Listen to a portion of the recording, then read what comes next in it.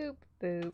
Hello, Hi everyone. everyone. Hello. How's it going? Let me pause the stream because I had it going and I don't want to hear myself.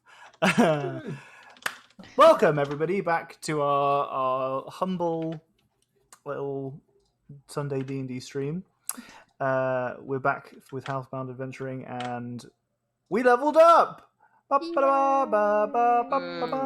Finally. What we'll Do the level do up dance. What we'll do shortly is make sure that everyone goes over what they got for their level up, unless you'd like to keep it on the down low for whatever reason. Then we'll talk about that when the time comes. Okay. In addition, before we do our little recap, I'll let you know what questions, the prompts that I've given our players this week. So they can continue having a little bit of thinking time if necessary. So the prompts that we're using today are: does your character have any noticeable scars? And if so, what's the story behind it? And what deity, if any, does your character worship? What is their opinion on other people's worship? Okay. We got some damn good questions coming through here, and we're eating through all the good uns. So if you have any ideas for prompts that you'd like our characters to answer at any point in the future, please feel free to fill in the form that Jenny's. Oh, look at this. I was ready. That's like borderline just production value. Like it was like, goodness gracious. Emotional scars count? I'd say yeah. Why not? Oh shit.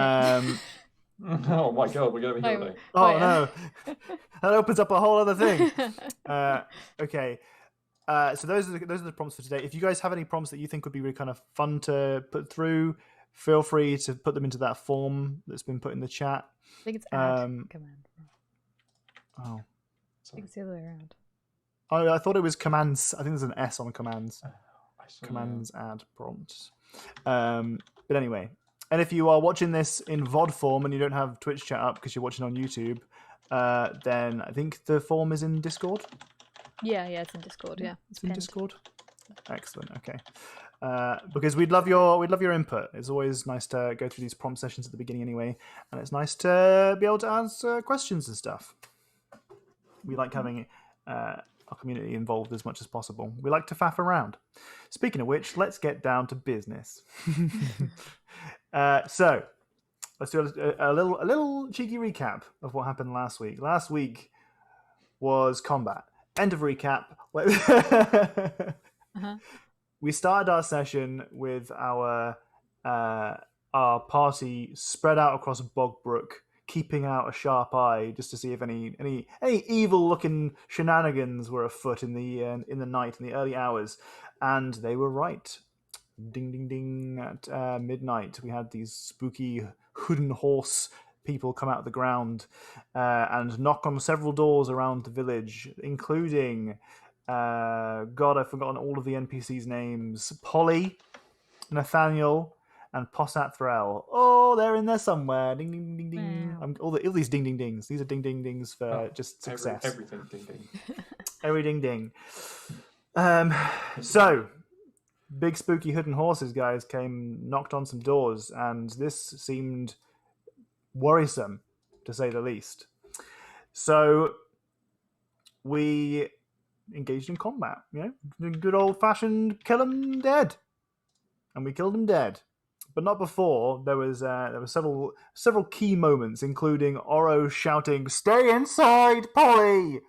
to the elderly couple. We having Randall ramming a door shut with his quarterstaff to ensure that Nathaniel couldn't come out, and we had Possat Thrall open up his door in front of all of his family to a hooded horse stood there, scythe unleashed, started to submit to some kind of, unknowable power that this figure had over him.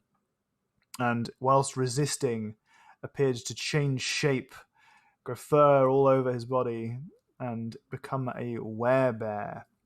You were in Bogbrook looking for werewolves, at least you thought. You were looking for some kind of lycanthropes, because the community that Nirali used to be a member of believed that those with lycanthropy were draining power away from the moon, whereas others would believe that it is a blessing from the moon. Regardless, you were here with Priscilla, who desperately wanted your assistance to try and make it up and make it up to your previous community and get back in their good books. She asked for your help. You came here looking for werewolves, thinking, let's go murder some werewolves. Turns out the very kindly family who lent you their homes and who you spent some time with getting to know, turns out they're the werewolves. Not werewolves, werebears. Spooky. Regardless, at the end of our combat, after having dealt with all of our hidden horses that were ripping guilt and shame out of mostly Randall, Yep. we had a moment where Priscilla noticed that Nathaniel had changed into a werebear. She had spent some time with you and with the Threll family, and fortunately, thanks to the intervention, divine or otherwise, of Neroli, invoking some of her abilities, these angelic wings spread forth from you. We had a moment of being able to communicate with Priscilla in a way that seemed to really bring her down and away from killing Nathaniel. Not Nathaniel, Possat Threll. So we ended our session with no cliffhanger. Which was the cliffhanger. True. With a lovely hug is how we ended it. A lovely hug. Do you remember? Yes, We that had was a the big hug. wings of Neroli fold in around Priscilla as they embraced, and the divine spirit that was thus kind of came to a halt, wrapping and embracing Priscilla. That's where we ended our session. It was a bit of a cliffhanger. It was an emotional cliffhanger. Also, still not sure why the hidden horses attacked. That's true. We got a couple of loose ends to tie up today, but hopefully that will all become apparent Or even if they... very shortly. Right. Okay. Right. So we'll do our prompts. Everyone ready for prompts? Prompts? Little prompty session? Yeah. A little bit of prompting? Okay. All right. Anyone want to volunteer to go first? I can I've go done it first. randomly. I feel like I have yeah. probably the least interesting answers for the Okay. religion-y ones, so might as well. Okay. That's fine with me. So let's start with the top one. Does your character have any noticeable scars? And if so, what's the story? Well, it's weird that no one noticed beforehand, but but Oro does have a scar on her eyebrow. She has one of those cool eyebrow slit scars. And she has a bunch of like little minor scars on her hands from practicing dagger throwing that she's like fucked up and had like little bits of marks. And that's where the one on the eyebrow came from as well, but we don't talk about that. That's another day. I like the idea that you just didn't notice it because she's been like filling in. Yeah. eyebrows I all was the going to time. say I've probably been filling it in. Well, that's what I would say to cover up the fact that no one's noticed now and Jenny Yeah, but hasn't it's thought of it till unlikely- now, but but it's Oro unlikely would that Oro have actually- hidden it. Yeah. Maybe Okay. there was just a speck of dirt on Oro's face for the Sure, yeah, last the whole like, time. year. The whole time. no one knew. Yeah. Okay, that's very cool. All right, I like that a lot. Which is something I seem to say to every fucking prompt answer. But I just like getting the deep lore, you know. Please from our never go. characters. I hate that. That's the worst answer No. I've ever had. Please. That's true. That is the alternative. It's either I love that or nah. Still. But now, if you don't say you love it, we're going to know your real feelings. So you have to always say you love it. Yeah. Yep. Okay. So, what deity, if any, does your character worship? What's their opinion on other people's worship? Oro doesn't worship any god. She's curious. She's god curious. God curious? She doesn't really have any strong opinions on it. She's pretty open to whatever. Okay. Well, I mean, you know, having grown up in the circus, the circus doesn't have a huge amount of religious worship in it necessarily, though there might be quite a lot of spiritual kind of practices. Yeah. Like the tarot reading and that kind of thing. They may not necessarily be tied to any particular god. In fact, maybe you've been kind of subjected to lots of different kinds of gods because of all the different kind of cultures and people who've come into the circus. You've been, subjected to just so much that it may be even ridiculous to Oro to pick one. Yeah. Anyway, Also, not to. Oro worships a rare and beautiful creature known as Tony of the Hawk, who is known for his sick flips and can-do attitude. I enjoy that. That's perfect is the answer for that. Excellent. Okay. Going backwards through my... You know what? No, we're going forwards through my Zoom call. We're going to the top. Yeah, we're going all the way back up to Nerily. Nerily, does your character have any noticeable scars? And if so, what's the story? She doesn't have any scars per se, but not from like a wound anyway. There is, however, which arm is it on? Maybe it's up higher. Sorry, I was typing something else. It's there's a thin crescent moon-shaped birthmark around her left wrist. It appears as an absence of tone, similar to vitiligo. I like that a lot. Shit, God damn it, Tom. I need a cooler catchphrase. Right, honestly, I'm gonna start. People That's gonna. hot.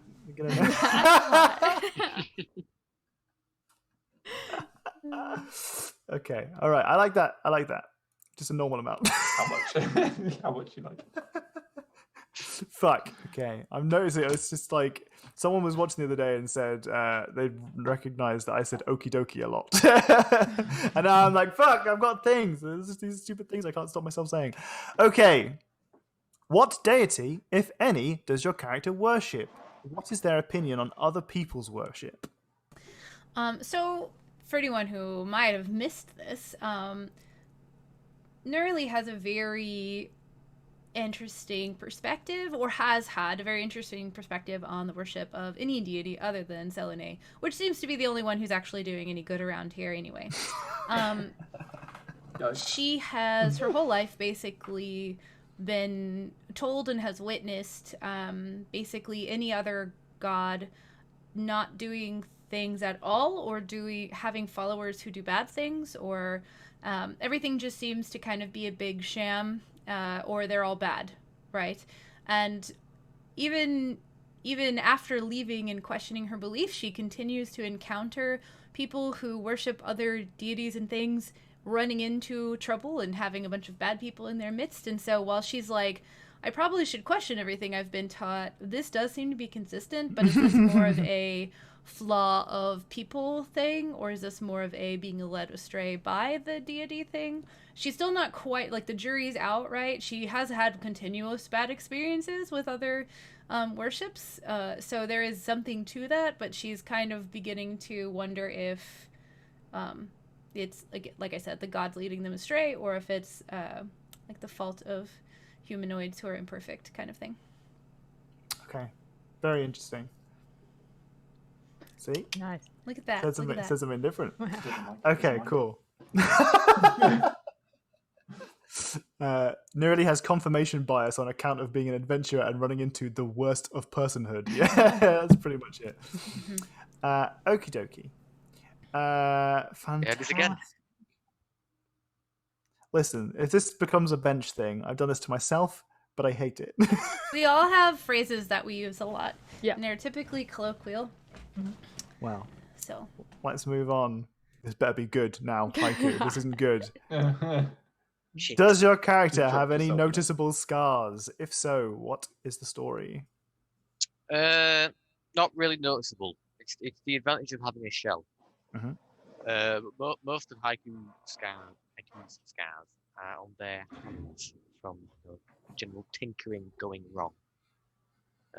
So I mean, the recent example would be they installed the sign language translator. into the Yep. gauntlet. Mhm. No, that didn't work on the first several attempts. They have contorted fingers in ways they shouldn't have been. Okay, cool. That's good. I keep wanting to say I like that a lot, but I'm like trying to stop myself. Don't think that doesn't mean I don't like it. 'Cause I do. A lot. Right. What deity, if any, does your character worship? What is their opinion on other people's worship? Gond, god of craft, but only casually. You know, Casually, okay. It's not like an outright devotion Uh-huh, on the side. Only Is plays that the something mobile that version. the mobile version? It's the app. Is that something that's come up through your background, or is that something that's just simply because it makes most sense for what you do? Yeah, it's more of a almost like a learning on the way type of thing. You know, they weren't brought up with any deities of sorts. Okay. You know, through the years of collecting and tinkering and building, it just sort of seeps in on me. Sure. Okay. Cool. But what's the opinion on other people's worship? They're alright with anyone worshipping whatever they want, so long as you're not being preachy about it. You don't like preachiness. That's the his high door. Okay. Cool. Randall, does your character have any noticeable scars? And if so, what's the story? Yes, but you have to be like quite close, so they're not like immediately visible. Mm-hmm. And like on both of his arms, on like the forearms on both of his arms, he's got like just like a complete crisscross of very, very tiny, thin, like little silver lines down both arms. As from his monk training in the monastery, one of the tasks that like one of the things they have to do to like keep their speed up or like learn to be really, really fast is they have a very thorny like bush, and you have to kind of like get your arm through it and touch the middle and get your arm out without being caught by it. Oh, While that's it, like, fucking cool. While it moves. That's fucking cool. Wow, what a great idea. Damn. Yeah, Okay. Totally my own idea. I never got that from anywhere. I like it a medium amount. I'll take it. Okay, what about your deity? Do you worship any deities, and what's your opinion on other people's worship? So, growing up, Randall, I wouldn't say worshipped, but like he would say his deity is Shanti, Shantae, yeah. Because he grew up on a farm. Like all of his neighbors are farmers, his parents were farmers. It was kind of like it was the thing, but most of it was just like going through the motions. Like that's what everyone always did. You went to the temple and you worshipped, and then you went home. And he never kind of like got it because it didn't mean anything to him. But then when he moved away to the monastery, he was introduced to Ogba, who is the god of knowledge. And from there, he kind of like that spoke to him rather than just being like the people around him doing stuff. And I think that probably influences his view of like other people's belief, where he sees a lot of people are just kind of like going through the motions and they don't really like they don't have like the same personal connection maybe.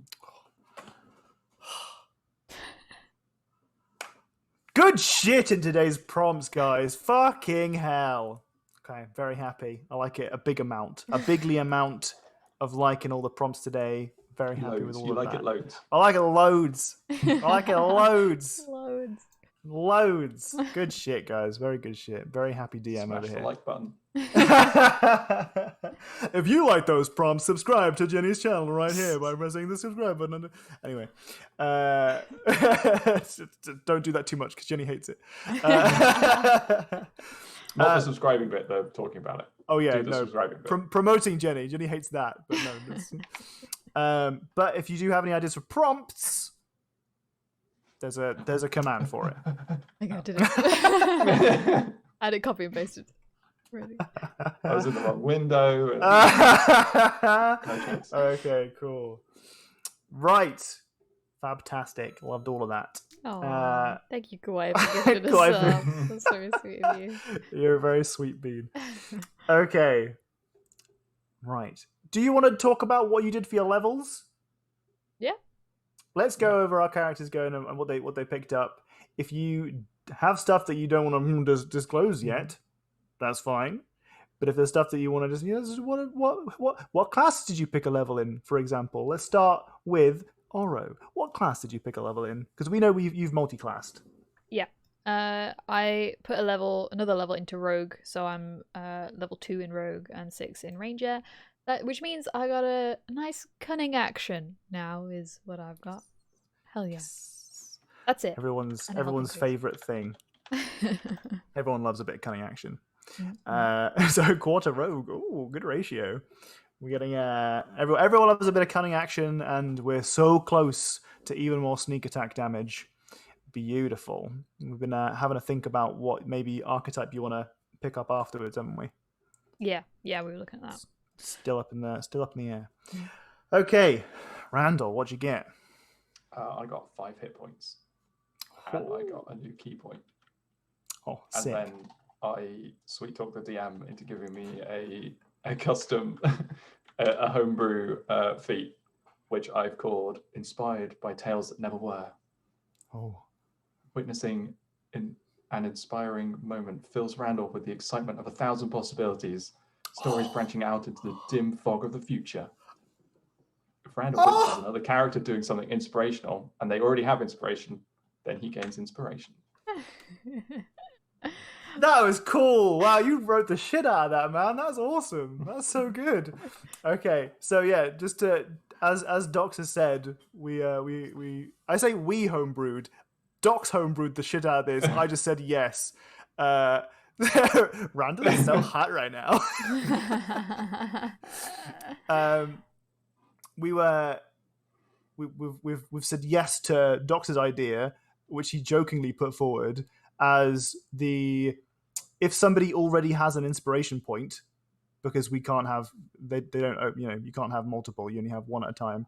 Rather than it going to waste, it goes to Randall instead, as long as it's Randall's character. As long as it's a character-based action, not like someone says something funny and I give them an inspiration point for it, because that makes sense. And again, I didn't limit him to that. He chose to impose that limit on himself, which I think in itself deserves an inspiration point, Docs. So please, in before you've already got one, because that'd be fucking hilarious. That'd be so good. We're in a different list. I don't have one.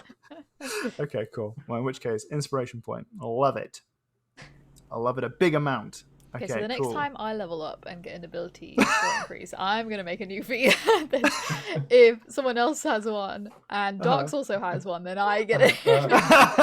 Make a chain of feats. Yeah. You get the inspiration point if it's not a character-based thing. If it's a funny thing, then you get that one. You just slap circus on the end of it, whatever it was. What a circus thing. How about Haiku? What did Haiku get for their level up? I swapped out an infusion, an alpha-spiced infusion, to get for myself repeating shot, and that is all I'm going to say now. Okay. And what does repeating shot do? Means I don't have to. You don't need to reload. You don't even need ammunition for certain rounds. And you get a little cheeky little +1 to attack and +1 damage, don't you? Beautiful. Yeah. You're really quiet for anyone other than me. What, Jack? Yeah. Don't worry, we're working on it. Since I purchased myself a fancy new microphone, I'm giving Jack my old one. And then he'll have something that's a little less quiet, hopefully. Okay. Fingers crossed. I mean, if I'm quiet for everyone, I can move my mic a bit close. Yeah, do that. Mm-hmm. Yeah. Stick it around your face. Stick it around your face. Put it in your Massively too loud. Oh. No. That's That good. better? Oh, yeah. Okay. I literally couldn't hear some of the words you were saying before, and I was like... Deep voice me. Kawaifu, it shoots repeatedly, Tom. Okay. Fantastic. Right, and you had a feat that you don't want to describe in any detail, which we'll go into when that comes about. Yes. And Nerily, what'd you get for your level? I got some more hit points, which is really good because I've finally broken 30 now. I have 32 hit points. Wow, round of applause. Yeah. I have another sorcery point, so I have 8 of those now. I got rid of that spell that was actually really not cool. And I replaced it with banishment. Oh, Also excellent smell. took one called Sickening Radiance, but I want to think of it as just like a holy radiance sort of thing for Neurally, rather than making people sick, more like overwhelming them with radiance. Good pleasure. And yeah, I also took a feat, but that's going to have some like story development, so that will be more clear in time. We love story development feats. Yeah. Okay, cool. Well, what a fucking round of applause for our players, everybody. Everyone we in did chat, clap back in your homes wherever I you got are right cunning now. Give it a bit of a action. clap. Yay. Beautiful. Not just for the level ups, but also for the prompts and just being wonderful beans. Very happy with all this. I like how obviously we had some time before the game started, but we've just sat here chatting shit about our characters, and I'm fucking loving it. Oh my god! If you're a DM and you're not doing this prompt stuff, you're missing out. Pick it up ASAP. Okay. Right. If not just for yourself. Even if your characters True. don't care. Oh, so good. Okay. Right. Thanks, Called out. No, I'm not calling you out. I'm just saying you should do it because it's awesome. Anyway. So, in our last session, we ended with the very emotional, touching moment of Priscilla in the arms of Neurali, gently sobbing. Because she'd come to this moment in her life where she was so certain that the community that you'd previously been in was the only life that she was going to be able to lead. And unfortunately, that has just crumbled apart in front of her. And because of that, oh hey, we've got a big old raid. Hi, World Anvil and Co. Reasons for the raid. Welcome. You've just missed a full-on, we did this awesome prompt session. It was loads of fun. Oh, hey, Secondhand Samurai. Long time no see. How's it going, guys? Light up the forge, indeed. Light Up the Forge is such a fucking cool raid message. Right? Damn. I'll work on that. Right? Jeez. Oh my god. Just float on into people's channels with Light Up the Forge. Fucking hell. Right, anyway.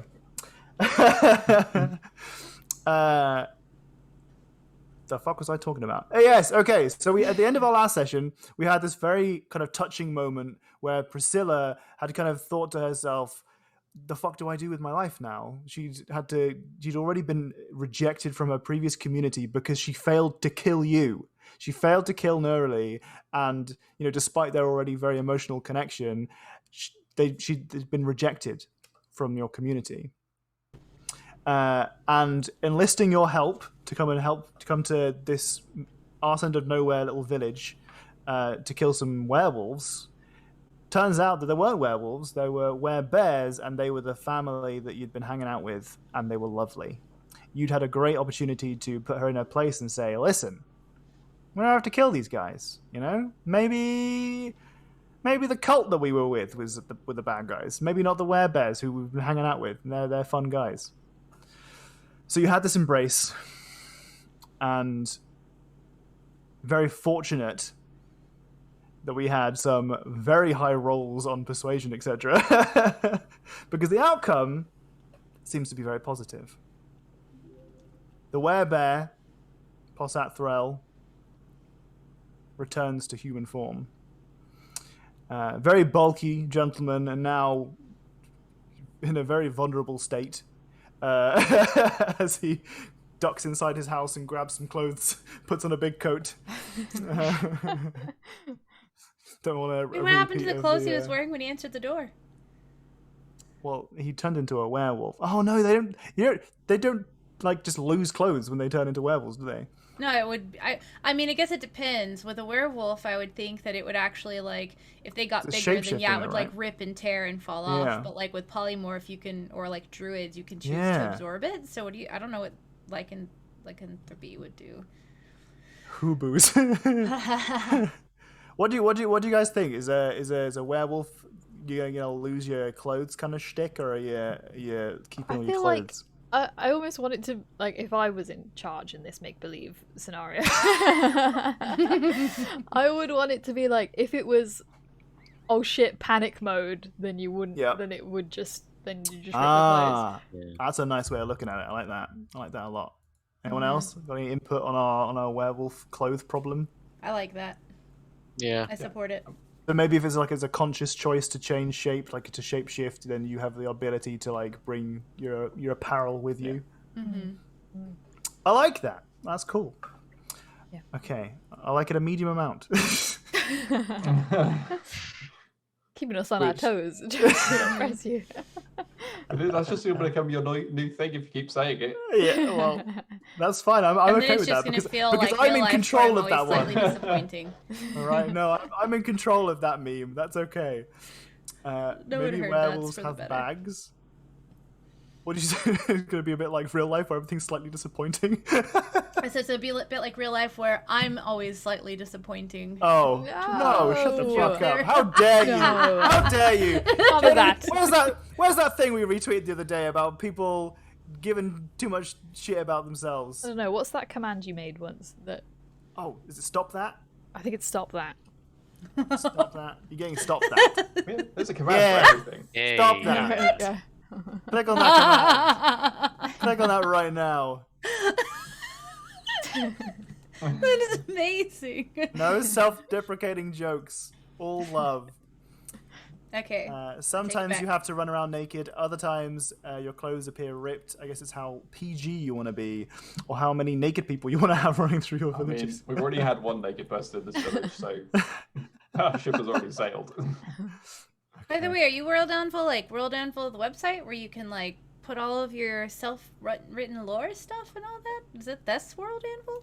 Or is this just like a conveniently similar name? Because that would be really cool.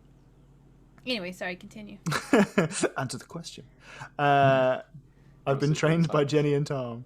Oh my Oh, gosh! Well, hey, hello, Janet. Janet. That's super cool. It's a A bunch pleasure to of meet my you. games use World Anvil, so if y'all need a place to find, like, to host all of your, like, lore and world building stuff, World Anvil is a really cool site.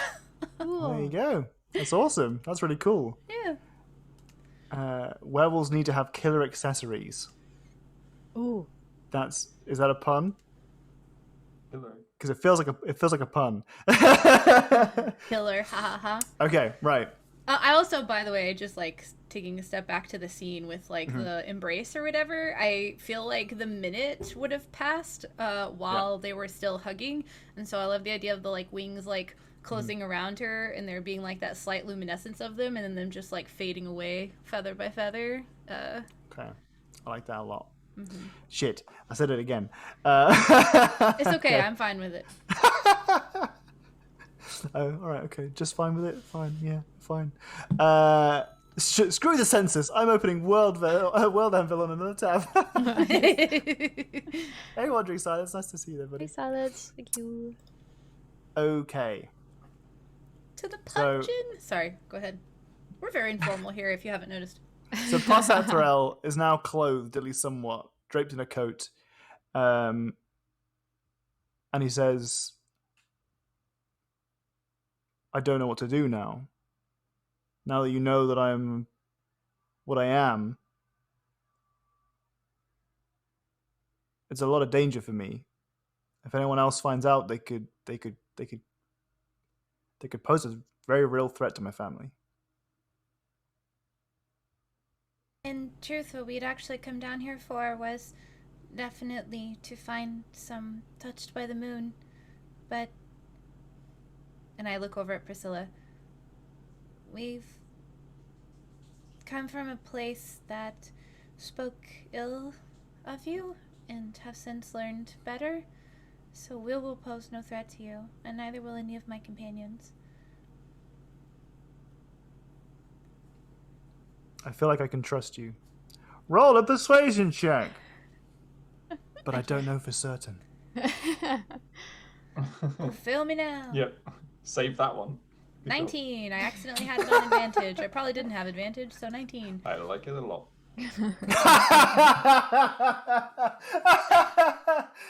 That inspiration I gave you earlier, John. Removed. Oh, what? I didn't have an inspiration, but you could give me one if you wanted to. I was taking it from Randall, but that's okay. I know. I You was rolled trying very to slide in well. under there. And Okay. He kind of you can see the tenseness in his shoulders just relaxes very slightly. And through the door, you can see a very upset little boy or little cub who has just shapeshifted back into human form. A Rolo, who was in the background, now covered up by a towel, a blanket from Melissa. Is it Melissa? I should know that. I should know my own NPC names. Scroll. It was scroll, Melissa. scroll. Yeah. There we Hey. go. Ka-ching.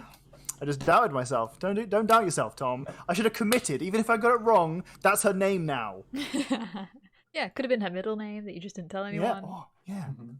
See, just such a So good it's a bear DM. name. A bear name. It's a bear name. My name. But Rolo has been wrapped up, and Melissa has come to the door and she says, Please come in, please. We should talk about this inside." Okay. Rolo, go! Come on! And she, Rolo is just balling up, crying, and she kind of just scoops him up and takes him away.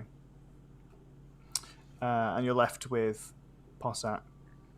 Are there like the shreds of his broken clothing on the ground? Mhm. I'll gather them up as I like turn and wave for all of my companions to follow us in, because I know they probably had like started to make their way towards us, but just in case there was anyone who was still straggling behind. Okay. Adam says, "This is why I don't give my NPCs names unless the players ask. And since my players almost never ask, I'm good." Except when they do ask, then I'm not. Exactly. I sit on the fence as well, Adam. I'm in this world between. Sometimes I have NPC names prepared, and I'm like, I've got all these names. And sometimes I have nothing, and I've just brought up with it. I've come up with an NPC just on the spot, and I'm like, fuck, now I have to name them. Shit. But anyway. I make it a habit to always ask everyone's name. Well, the very few times that I don't know if Evan's still here, but Evan ran a one-shot for us. And I jokingly did the like DM as a player thing where I was just like, tell me all this shit about your background, every NPC. He coped with it extremely well. Okay. Right. Anywho. So you're left with Posat Threll. Each of you come inside. Nugget also sat at the doorway. And he there's a small table that you guys had sat at before previously whilst you were waiting for the Hood and Horse. And they take a seat and they offer for you to have a place at the table as well. I'm going to take all the scraps of the clothing that I have and kind of kneel down on the ground and spread my cloak and my robes and stuff out behind me and kind of start laying all the scraps out where I can try to piece them back together. And while we're talking, I won't interrupt you every time that we do this, but while we're talking, I'll just be slowly casting the mending spell a minute at a time to put his clothes back together. Okay. Posset says you might have questions. I've been a lycanthrope for as long as I can remember. It is, for me, but not all, in my blood. Melissa knew when we got married. And I live my life with no issue. We live peacefully in Bogbrook. We've lived here for decades, and there have been no incidents, apart from one. A traveller by the name of Hagduin came through Bogbrook, and Rolo was just a baby, and as part of a tantrum, changed form. Hagduin was going to inform on us. Though many of the villagers here do know people come here for peace. And you can never know who might come looking to hunt lycanthropes. So I killed him. And I have not admitted that in 5 years. I think that is why the Hood and Horse came for me. Perhaps. I worry that I brought the Hood and Horse with my lack of atonement.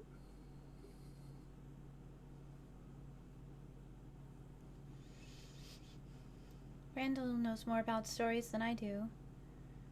But it usually seems that these sorts of traditions come from a place of reality and sort of become mythos over time. At least that's what think I've learned from him. So it could be Possat that. turns and looks directly at Randall. There is often an element of truth that sparks most stories, but they get twisted over time.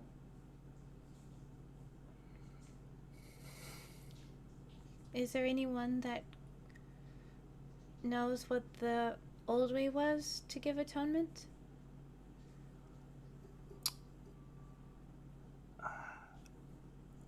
I've heard that you can bury your ancestral skull in one of the bogs. I think I will do one? that.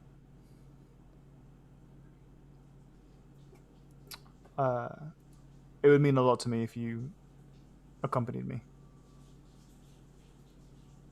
I look around at everyone. Like, yes. Yeah. Yeah. I'll get nods. Does Nugget only nod because everybody else is nodding? Yeah. Yeah.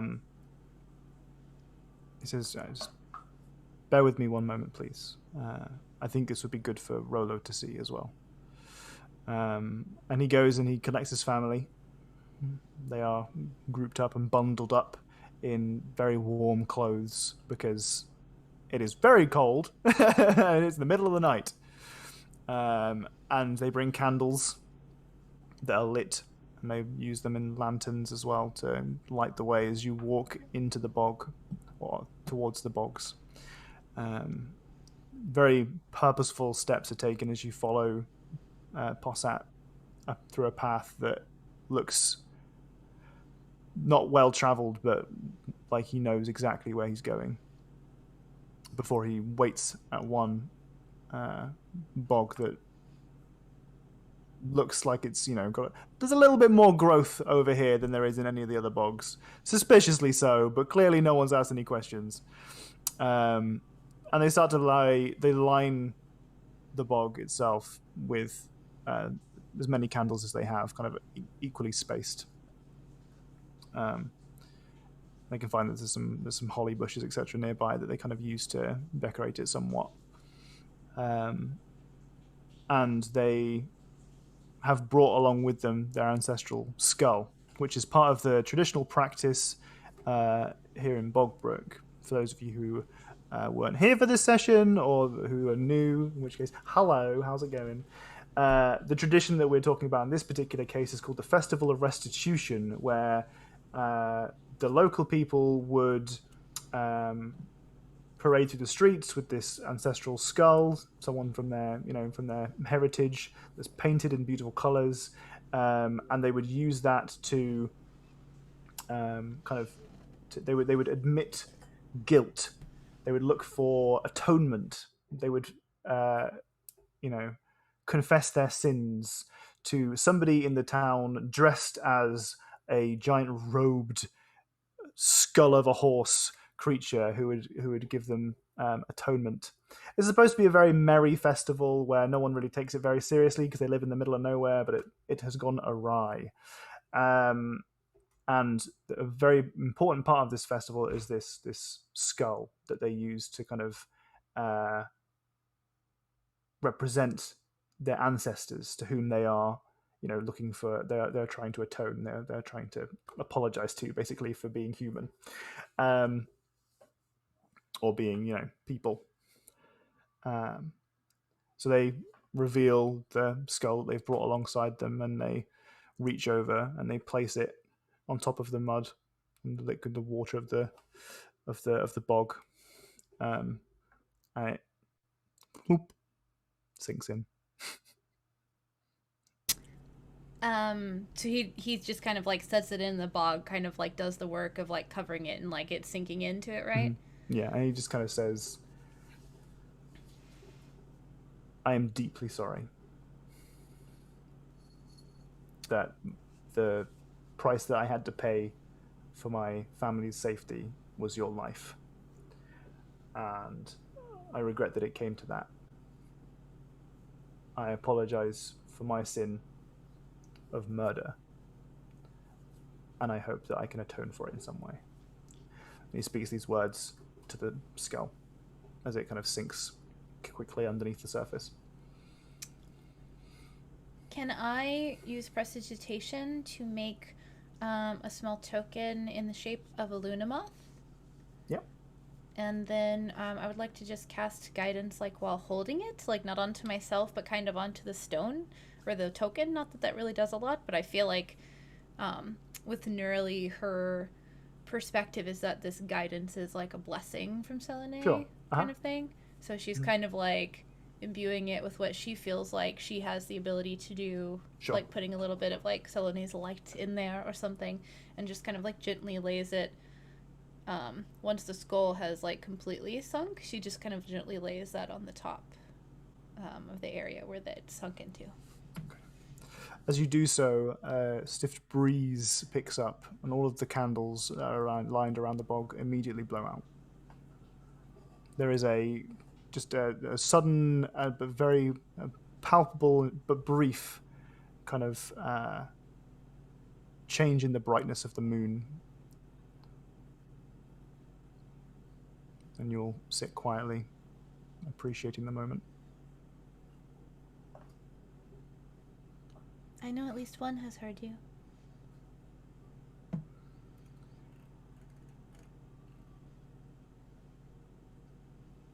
Possat and the Thrall family seem very quiet and morose, but there is an element of this feeling of atonement, the ability to turn over a new leaf, as it were. A fresh page in the Thrall book. But Priscilla steps forward, and she says, I think I would like to stay.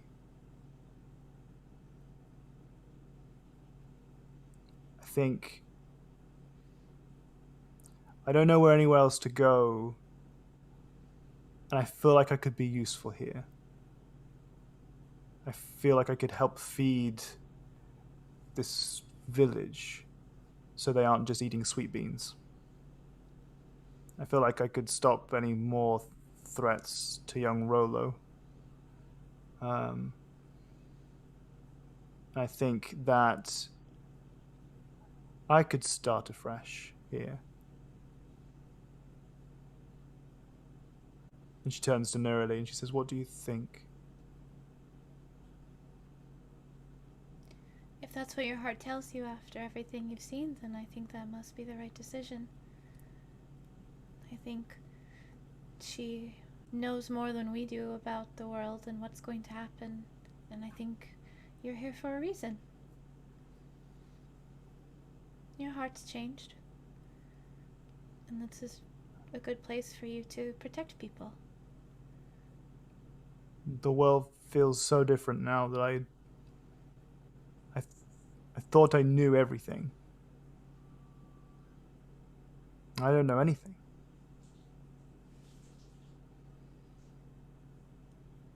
I understand that. Well, we'll end this scene with you guys returning to Bogbrook. Is there anything you guys want to do whilst we're in this scene, or on the way back, or anything like that? Randall is carefully editing his notes to reword the story such that it carefully omits the fact that Postat and his family are lycanthropes, so that he doesn't have like a written record of that someone might read in the future. Docs is fucking on it today, isn't he? You know Good what? God. Docs needs an inspiration point. God damn it, no!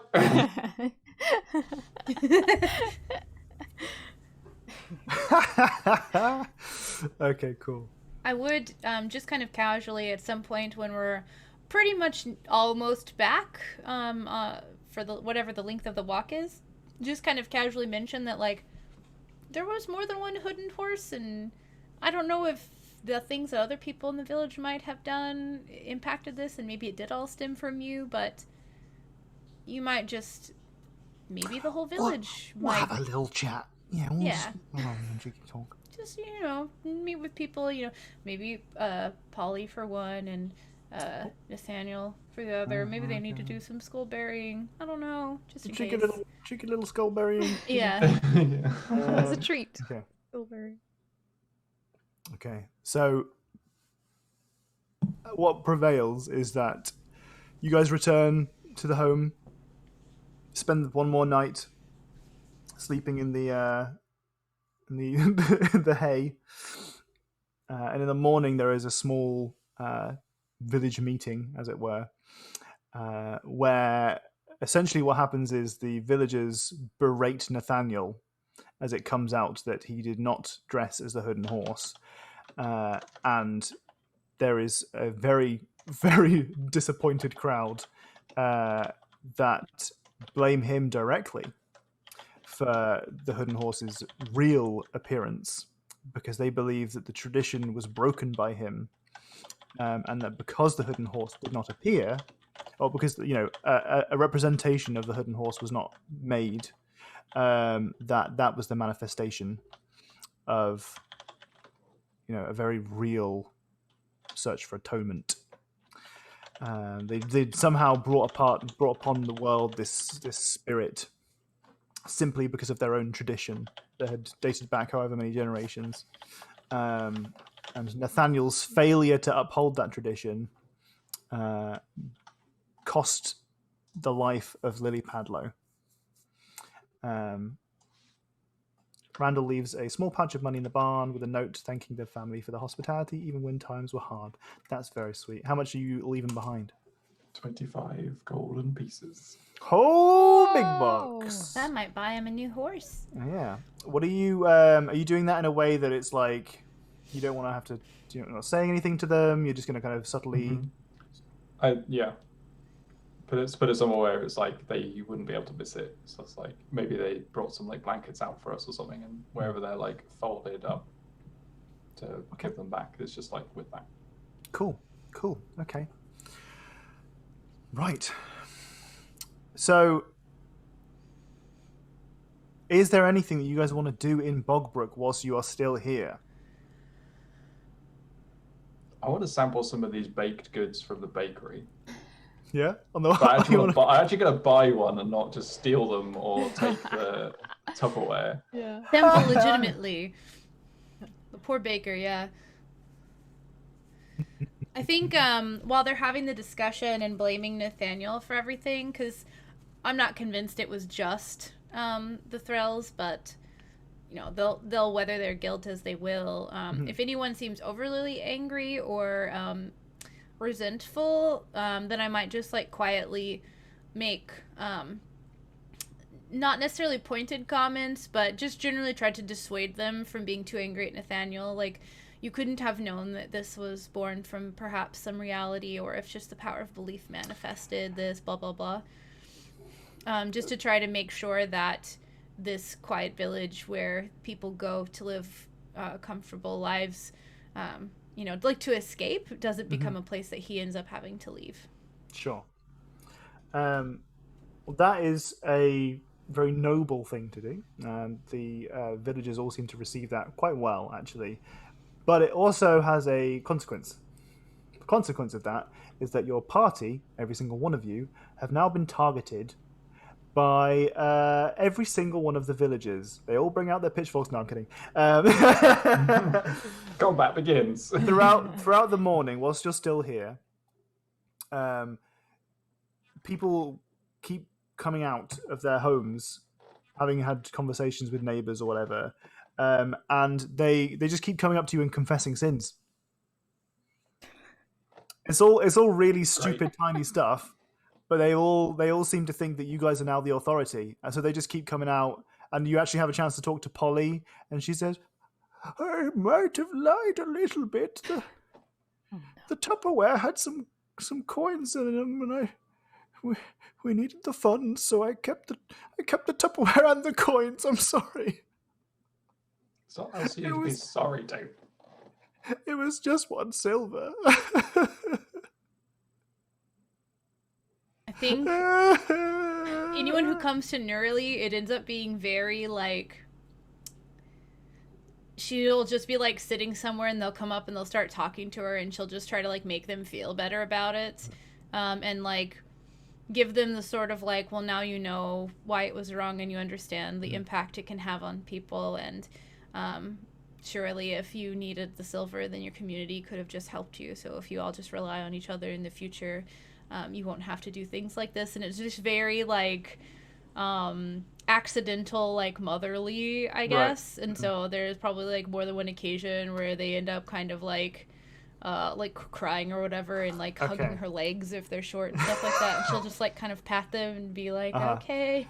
So I have a great idea. Can we have from the chat some extremely innocuous, very unharmful sins, please, that the villagers have come forward with and admitted to our party members? Very silly stuff. Things like keeping someone's Tupperware is very good. You know, someone's, nabbed a flower from someone's flower garden without asking permission.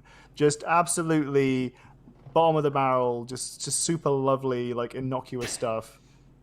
Peeing in the bathtub, yeah. Serving a fruit to someone after dropping it, that's a good one. I like that. I like that, you too, yeah. Mm-hmm. Peeing in the bathtub. Peeing in the bathtub is more significant than you'd think if they bathed the way that people did once upon a time, where one person bathes and they get out of the water and the next person gets into the water, the same water. Especially if you were first. Yeah, exactly. Evan, evaluate your choices. While they're thinking of those, can we have a little bio break? Yeah, if you want a bio break, go for it. Yeah. By the clock. Serving, I like that one. Stealing eggs, also very good. Yes, let's say now that there's a chicken coop here somewhere. Eggs being nabbed. Over someone's microphone, we heard someone was having a shower in the background for a little while there. I was thinking of shared bath times. Okay, Evan. Okay, you say so. Use too much baby's breath in the bouquet to be cheap. Right, okay. Bio break. I'll go for a little try. If you guys are new to this and to our stream, our bio breaks are literally as long as it takes to pee and get back. That's all we're doing, all right? So, back in a mo.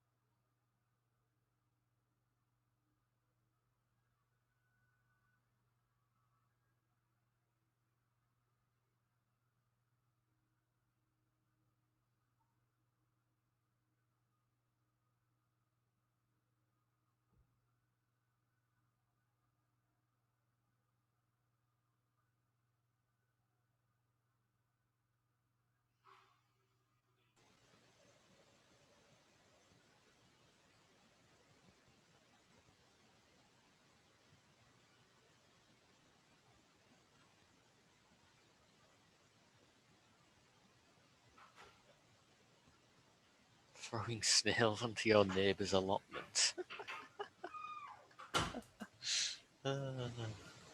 That's despicable, Evan. Oh. Go for a try. Blamed the dog droppings. Blamed the droppings outside on the pet dog. That's a good one. Was given 2 candies from them for a sibling, but kept both. Oh, also good. Throwing snails into your neighbor's allotment. Oh my god. What's an allotment? It's like a little plot of land where you can like grow vegetables. It's like a Snails? garden, but not on your house.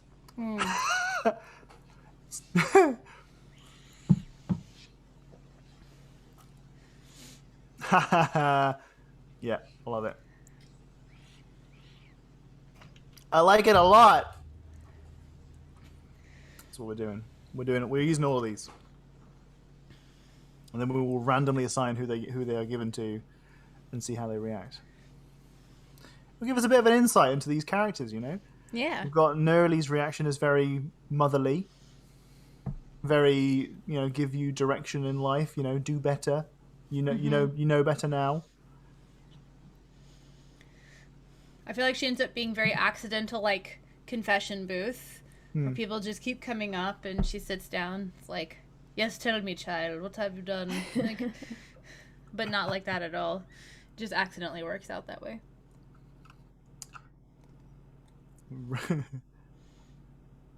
Cutting down a tree on someone's land, but blamed on the wind. I like that a lot. Regifted a pie. I was very confused as to what refitting a pie was. I like that though. That's good. You could definitely refit a pie. I know. I'm not a baker, Jack. I don't know anything about refitting pies. Oh, I wish someone would teach me about refitting pies. Well, I watched a British Bake Off every week. You're the fucking expert here, please. You've opened yourself up to quite a lot of questions here, Jack. I don't know. You might regret this, but please tell us all about refitting pies. What's your favourite refitted pie? Well, what you do is you carefully slice the top crust off. You just take the insides out and replace it, don't you? Don't you? Yeah. What's your favourite? What's your favourite kind of refitted pie? What's your favourite pie filling? I like if you take a chicken and mushroom pie and refit it with steak and ale. That's a refitting. That's a Friday night refitting. That's a treat. In my head, I was thinking of like sweet pies. So when you said like a steak, oh my god, I was like, oh, put like a nice little bit of like apple in there. No. I forget that people do not sweet pies, because we always just do sweet pies, and so. I've never had a sweet pie. It's always savoury. I think we always have cutesy names for anything that's savory. Like there's shepherd's pie, which is always like beef and potatoes and stuff in like a pie crust. We have pot pies, which are usually savory and have vegetables and meat in them. But if you just say pie in America, we assume sweet. None of those things are pie. Yeah. Also, have you never had a sweet pie? All of those things are pie. What? Pie needs pastry. If it doesn't have pastry, it's not pie. Oh, there's like crust. Pastry pot pie. on bottom and top, like a shepherd's pie usually has crust, or You it said does a in pot the pie south. isn't a pie? Yeah, pot pie literally has a crust on the bottom and the top, like a pastry crust. It's just. That's not what I would call a pot pie. Pot pie But to that's me is like in potatoes America. and stuff. Yeah. It'll have it'll have savory stuff in it, like potatoes and vegetables and chicken and filling and stuff. But we just call it a pot pie because if you just say pie, we assume sweet in America. So if you say a pie, I don't ever think savory. It's not maths. There's only one. You're doing math. It's short for mathematics. Shepherd's pie. You don't do mathematic. Anyway. I'll have one singular mathematics. Right, so we've got some sins from the chat that the villagers have come up to you with. This is everybody, right? So we've had how Nerly is dealing with them, but what else have we got? We've got Evan said someone's come up and said they've peed in the bathtub. We've got from Malkovich, we've got serving fruit to someone after dropping it. Zero Omega Prime says stealing eggs. We've got Malkovich saying use too much baby's breath in the bouquet to be cheap. Gossiping. Blaming the droppings outside on the pet dog. Being given 2 candies, but one for you and your sibling, but also then keeping both of them. Throwing snails into your neighbor's allotment. Raking leaves onto your neighbor's yard and then when they aren't looking. Refitting a pie. Okay. So, I can't believe we're now having a conversation about pie. We can't go a game without I'm having it in chat, so it's not interrupting the session. No, but it's just You funny that interrupted the session. we can't have a session without us somehow debating food in some way. It's not even just cultural learning. food. It's just I'm just the American that has to fuck everything up like we always do. Okay, whilst these guys are talking about pie, Oro, how do you deal with the peasant folk coming up to you and telling you about their sins? I think she tries to be comforting, but she ends up being like, well, at least you didn't kill someone. Like, she ends up being like, well, at least you didn't do the worst case scenario in whatever you've told me. And they're just kind of like, yeah, I guess. That's helpful, thanks. That's a good perspective. Yeah, it could be worse. You're welcome. Next. Next. Have a haiku. Yeah, very much. Because they're all quite trivial things, aren't they? There we go. Very extremely. Yeah, very much. Like, why are you concerned about this? There's a lot more pressing matters in the world. Oh, what are these pressing matters that you've got to say about?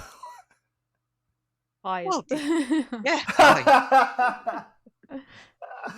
Okie dokie. All right. How does Randall deal with the common folk coming to them with the sins?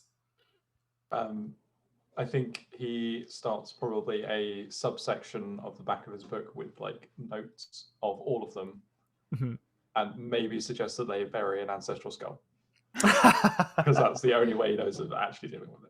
Okay. All right. Okay. Fantastic. Thank you very much, everyone, and thank you for your contributions in chat as well. Okay. So, seems your time at Bogbrook has come to an end.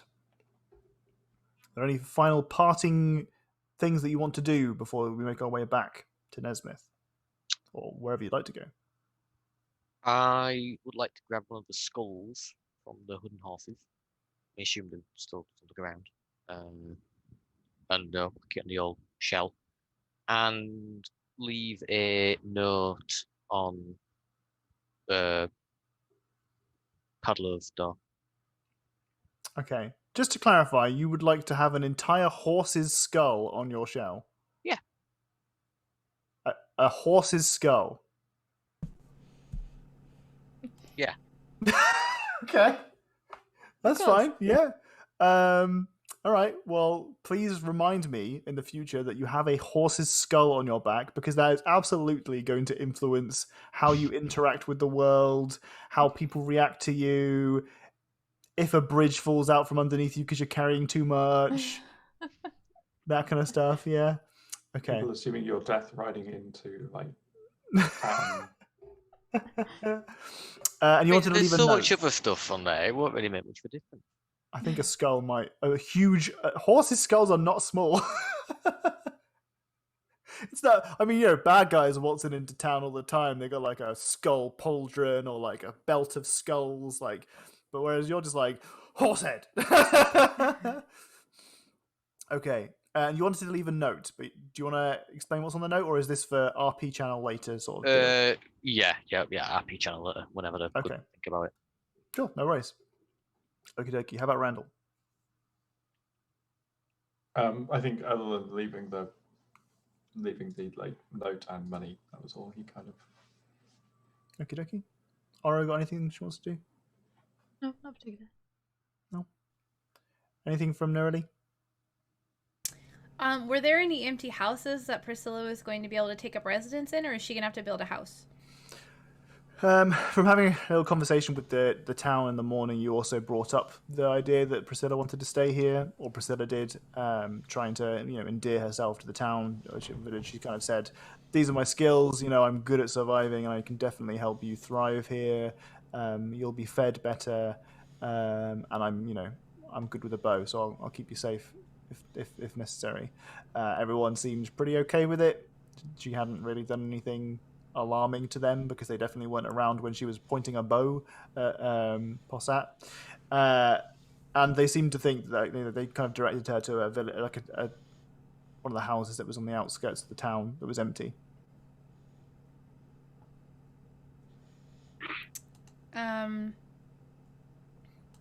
Before we leave, we're going to go over to her then and hand her a small pouch. It's going to contain 10 gold pieces. Okay. And I'm just going to we can RP this out if you want to or not, but the intent will be to approach her and just like make sure her mind and like intentions have been changed. Not that she's gonna like confront it or anything, but just kind of like ask you, and you're sure this is what you want to do, this is where you want to make your home. You're not going to be like, if things get difficult, you're not going to have the thought of taking Postet back to the community or anything like that. Cheeky bit of murder. Yeah, to try to, Okay. if things get difficult, yada yada. All right. So you have this conversation, and you're welcome to roll an insight check if you'd like. Yeah, it was kind of definitely on the. I mean, not that I'm super great at it. Yeah. That's a classic Katie roll for you there. You know what? Wait. I am a sorcerer. I'm gonna use magical guidance. When I make an ability check that fails, I can spend a sorcery point to re-roll the d20. Okay. Better. Well, that'll do. Okay. So with an 18, you sit down and you have a proper straightforward conversation. You say, And it doesn't sound accusatory, or that's not her No. intention. It's very much like, I just want to make sure where you're at so that you don't put yourself and others in danger, etc. well, she, having had a conversation with you essentially it boils down to the message of, I saw what that guy did to a hood and horse. No, but I've heard what that guy did to a hood and horse. She wasn't there. I don't want to fuck with that. She essentially along the lines of, the hierarchy when it comes to lycanthropes has very much been werewolves themselves are bad. Don't take them on alone. So she tried to recruit you. Where bears are, something that's another level up. From your conversation with her, it definitely seems as if her intentions have very much shifted. And in fact, like, you're kind of getting a feel that her previous faith in your, community before. Is there a name that we can use for the group rather than me just saying community and organization over and over again? I thought we were doing that on purpose. Cult? The community, but with a capital T. I think that they have a Community. name. Let me look and see if I've given them I a can't name. remember what the I'm name pretty is. sure of. The Enclave. The Enclave. With a capital E. The Enclave. Okay. The Enclave, having, serious doubts about their role in the world and, her place as associated with them. And you can see that she's very seriously, she's kind of thrown it all into the wind, to the point where now she's maybe harboring a little bit of anger or well-placed anger and kind of almost a little bit of malice towards them for having, reared her and brought her up in a way that was so hateful. And, understandably, she needs some time to work on herself. Yeah. This is a good place for it. Okay. But she seems to have, a renewed sense of purpose. Okay. Then by the end of the conversation, I'll look very satisfied and like grateful for knowing that this is going to be like a hopefully positive situation for everyone moving forward. And that's when I'll kind of like reach out and grab her hand and kind of like squeeze it and put the little pouch in it with the other hand, and just kind of stand up like, all right, I'm good here then, we can go. She's very grateful for your contribution, as she was not carrying a huge amount of cash. And you know, it's going to make its way around town. You know, like trickle down economics. Too soon. Okay. Right. We leave Bogbrook. We're outie. Having 5,000. resolved our quest there, obviously you guys get your experience points and you level up. As if we were using experience points. We're definitely not. Now, this is presuming we've had a night's sleep again, or no? We've been up all morning? Yes, no, you've slept. And because of that, Randall, you no longer have your negative strength. Yay, I forgot to ask about that. Ooh. Quest complete? We are the completionists, after all. I can lift again.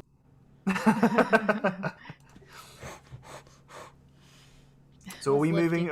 Are we going back to Nesmith? Mm-hmm. Yeah. Yeah. Well, one quest down, whole world of possibilities ahead of you. All sorts of things that we could be doing.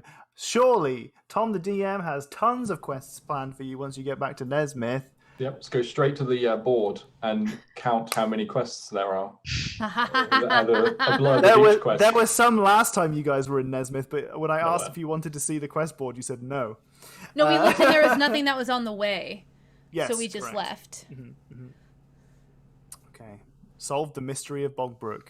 Oh, two quests in one. That was the whole werewolf thing, and there was the whole spooky horse head thing. You must gather your party before venturing forth. Shit, where's Nugget? Okay. That is a direct Dragon Age thing, isn't it? I'm pretty sure it says that you must gather your party before venturing forth. I mean, it was definitely in Baldur's Gate. Oh, okay. I don't know if it was... I can't remember which of the other isometric RPGs came before Baldur's Gate, or if that was the OG. I don't know if Icewind Dale came before that, or if that was a... It's a BioWare thing? Okay, BioWare does Dragon Age, so... It must just be a BioWare. But there was a voice that came out every time you tried to leave somewhere, and it said that. It would go, you must gather your party before venturing forth. And it's like stuck in my head. Anyway. Right. Anyway. On the road again. Ooh, can't wait to get on the road again. Oh. Nothing's gonna happen on the road again. Nothing is gonna happen on the road again. Nothing ever happens on roads. What happened on the road on the way here? Nothing. I mean, I seem to remember, I have a very distinct memory of us encountering, like, a would-be siren on the road, like, on accident, and, like, I almost drowned, like, 4 times because of that one encounter, so, like, sometimes things happen on the road. Yeah, but didn't we walk off the road to get there? But it was on the road, too. But we got off the road and then we... Oh, barely. She could be heard from the road. But it wasn't the road. You left the road. Trying to justify my almost drowning jokes. So many moons ago. Okay. So we head back to Nesmith. Heading back to Nesmith. You leave in the morning, and it is a wonderful, clear day. Still in the morning, you can just about see the moon in the sky, and we have a wonderful, bright day ahead of us. We're walking through the bogs, and it's much easier to see your path as you are doing so in the very early day. The sun is illuminating any possible nannies and crooks that could be, tripping you up. Lurking. Trying to sell us a pie.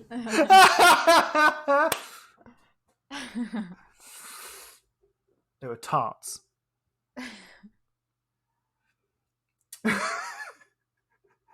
That's an entirely separate debate. We have, for the most part, what looks to be a very, easy trip back home. We know that it's not a huge amount of time that takes us to get from Bogbrook to Nesmith, but there's not really much of a road either. For the most part, that the traveling that you did from Nesmith to Bogbrook was off-roading. So quickly, the path through the bogs, which leads you in the direction of Nesmith, starts to kind of dissipate almost. It's really just a path where there are no bogs. That's pretty much all you've got. As you get to the outskirts of Bogbrook, as you would consider it, where the bogs end, there is a crest of a hill to your east, so it's on your right-hand side, that is kind of just about obscuring the top of the hills from the Hermit's Woods. Oro, Yes. you are traveling just on foot, or are you flapping around? What's going on? Taking it in turns, either or, you know. Sometimes flying a nugget, sometimes walking. What you Sometimes doing? Nugget flies on you. Yeah. What are you doing right this second? Walking. Okay. All right. Can everyone roll a perception check, please? Including Nugget or not including Nugget? Sure, why not? Oh. Oro's trap senses are tingling. Okay. Was that last one for you or Last that one was was Nugget? Nugget. That was Nugget. Okay. All right. So everybody notices that on the crest of this hill to your east, there is a small figure that appears to be watching you. Cool, love it. It is humanoid in shape. How small? It's difficult to determine their size because it looks as if they are crouched over in a kind of not very comfortable, slightly contorted way. Oh. Does it look like the little demon-y thing that was involved with the ghost girl before? No. Okay. This is maybe Whoa, 60 hang on. foot away from you. Wait up, what? Wait, what demon? What demon? What demon The- thing and what when ghost you- girl? When you got charmed in the inn, Oro did, and she said, "See you later, fuckos," and walked off into the forest. And there was that demon-y guy who was gonna steal all your stuff and give it to the ghost girl. Damn. Yes. Mm-hmm. I That remember was a stuff. very long time That's ago, what I Jack. told Don't worry. That was our very first real like Wait, is that where thing See You together. Later Fuckers came from? Yeah, Yeah, see you that's later, what I said. See fuckos. you Came later, from fuckos. that. It's like a year ago, literally, real time, a year ago. Like, yeah. Can we tell like skin tone, or like hair length or anything like that So from 60 they feet? are absolutely humanoid. They Okay. look to be they have a long shaggy hair that looks matted and dark. You can see that there is a lot of dirt covering their body, but as you spot them, they seem to shuffle away over the crest of the hill. Do you guys see that? Mm-hmm. Yeah. What was that? I don't know. I assume I didn't recognize like the outline, like a silhouette of it didn't like okay. Humanoid in shape. Is it the way we're going? No, it's to the east of you. Okay. But there's no direct path for you right now. You kind of just go in Nesmith. I don't remember seeing anything like that on the way down. You want me to fly up and see if I can see where they're going? Yeah. Yes. Alright, I'll do that. Okie dokie. Are we being in any way stealthy about being on a giant bat flying over the horizon? No. Just thought I'd ask. Okay. Okay, so you mount Nugget and you fly up into the sky. And whilst you are up there, how high off the ground are we talking? Are we, in the clouds or quite low to the... Just like above the hill. So I Right. have a decent viewpoint. Sure.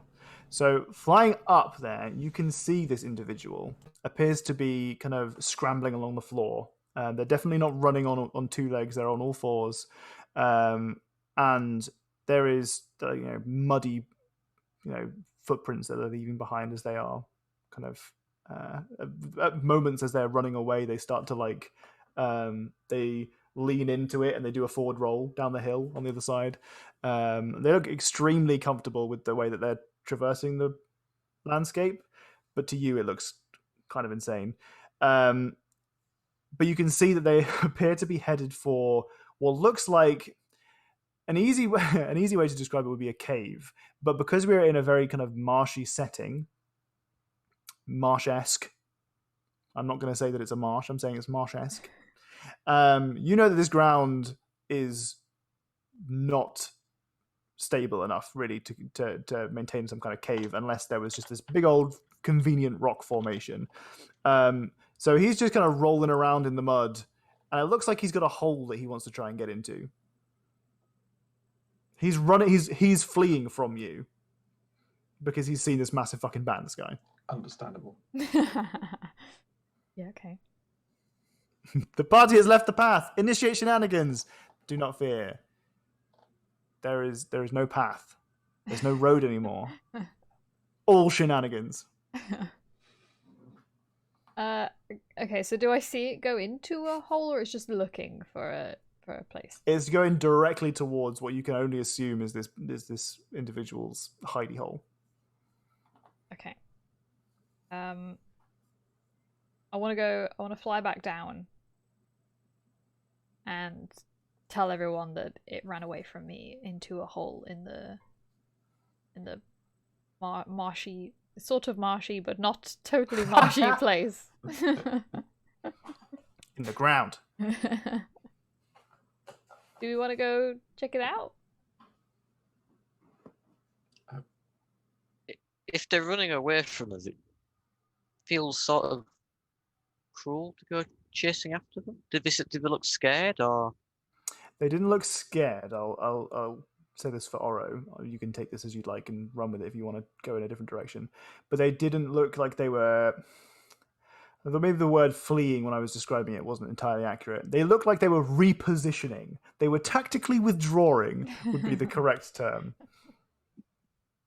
Okay. Well, I say that then. It didn't look like they were scared. It just looked like they were... Okay. moving.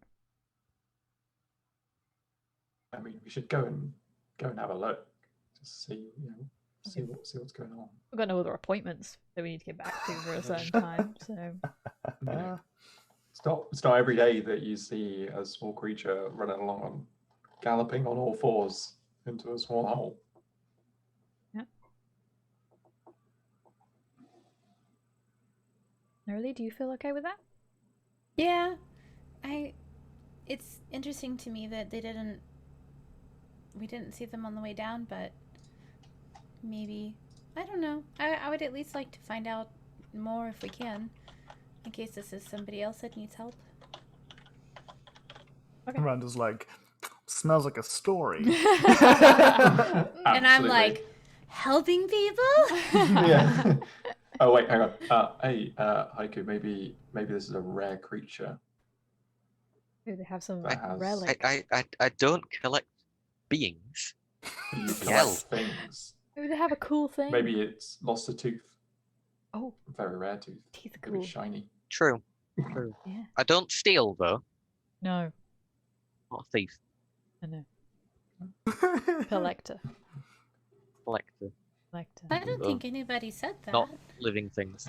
As you say, Sounded a bit like not creatures. I look at the horse skull on the back of your shell.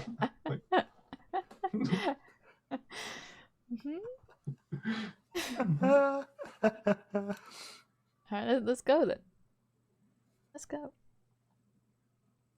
The party ventures forth, having gathered themselves, and marching up this slope. Surely enough, you reach the crest where you can see that there are damp footprints, mud that has been kind of splashed onto the earth. That is very, very easy for Oro to follow. There has been no effort made to cover these tracks in any way. And they're, I mean, clumsy but purposeful. Doesn't look like anyone's fallen, but it definitely looks like, some speedy traversal has been done here. You want to just follow the tracks or what? Yeah, carefully. Guidance. Carefully I'm guided. helping. I'm not going to require any kind of survival roll for you to follow these tracks because they are clear as day. They are just dripping wet with just mud that is just everywhere. Can't say the word wet anymore. Tainted. I think it wasn't wet that was really the problem. It was that you said they are dripping wet, and Yeah. my head went. Cloink. Outrageous. Anyway, surely enough, following these tracks, you do seem to find this giant pit. In fact, it reminds you somewhat of the pit that you found in the swamp that had some bears chilling in it. It was kind of their own, like, you know, there was like a cave at the bottom of it, a stone formation where the earth had kind of sunk into it and made itself, you know, a little cave, which doesn't surprise you because the ground here is, you know, quite unstable, and it's right next to the Hermit's Woods, which is where the swamp was. You can see the path leads directly into this pit. When you are here, what I would like is a survival check from Oro, please. Okay. That guidance riding on through? It does ride on through. Yes. D4, just in case. 9, 1, D. Okay. Hey! I Okay. also. Wait, do I need to. I have a D6. Do you think I would need to use it? Does it look like I might need to use it? Ask your party. Perhaps they'll have some insight for you. Twitches and geologists. I'm sorry I'm doing this to you, Adam. I love you very much, but also, come on now. Listen, I've pandered to you as best I can, Adam. There are many other DMs out there who wouldn't give a shit about your opinion, but I love you, all right? So I'm trying my best, but also I don't care that much about geology.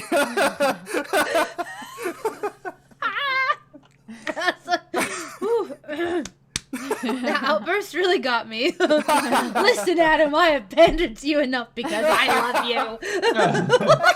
It's so good. Oh my god. Okay. I can also completely understand any suppressed frustration or unsuppressed, very open frustration. But I also know that you're not serious, so it's okay.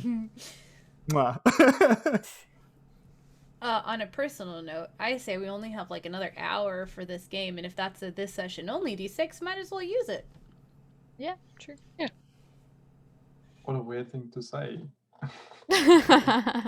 Nerily, are you okay? What's this Twitch you keep Well, talking that was Ginny a chat? asking Katie, or you know, not Oro asking Nerly, because Oro wouldn't be like, What's up? I think I need to use this D6. I only got the one. It's gonna go away in a bit. Early? Nah? Okay. What's All right, we're good. what's a poggers? What are you talking about? You know, that's a really good question, actually, and I've never really understood why that I'm sure I could eat a whole one. But Board games. I got Okay. 16. Wow, what a damn high near roll. doubled that roll. Yeah, hell yeah. Wow, blimey. Kappa?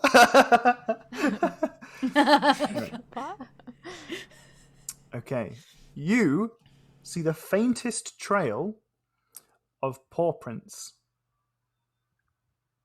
They're leading into this cave. They are very small, they are dainty, and they are absolutely, without a shadow of a doubt, wolf's paw prints. Okay. I tell the party. Oh, there's some tiny wolf prints. Tiny wolf prints. They didn't look like a wolf. But does it seem like a baby wolf? Or was it like the same sort of size? The as prints? Yeah. The prints are absolutely baby cub wolf paw prints. It seems more like a cub than like the person we saw. Maybe these are the lycanthropes that Priscilla was talking about. Because she knew they were in the area, but she was under the impression that they'd be wolves. True. What do we do? Do we just try and say hi and see what they say, or do we just drop in there? Probably rude to just drop in. Yeah. I'm too curious as to why they were watching us to just walk away, but maybe that is the best thing to do. As you're sitting here at the mouth of this, we're gonna call it a cave. At the mouth of the cave, roll me perception checks. Ooh. As those of you who might know, we don't use passive perception because I think it's annoying as shit. Okie dokie. Randall, Oh.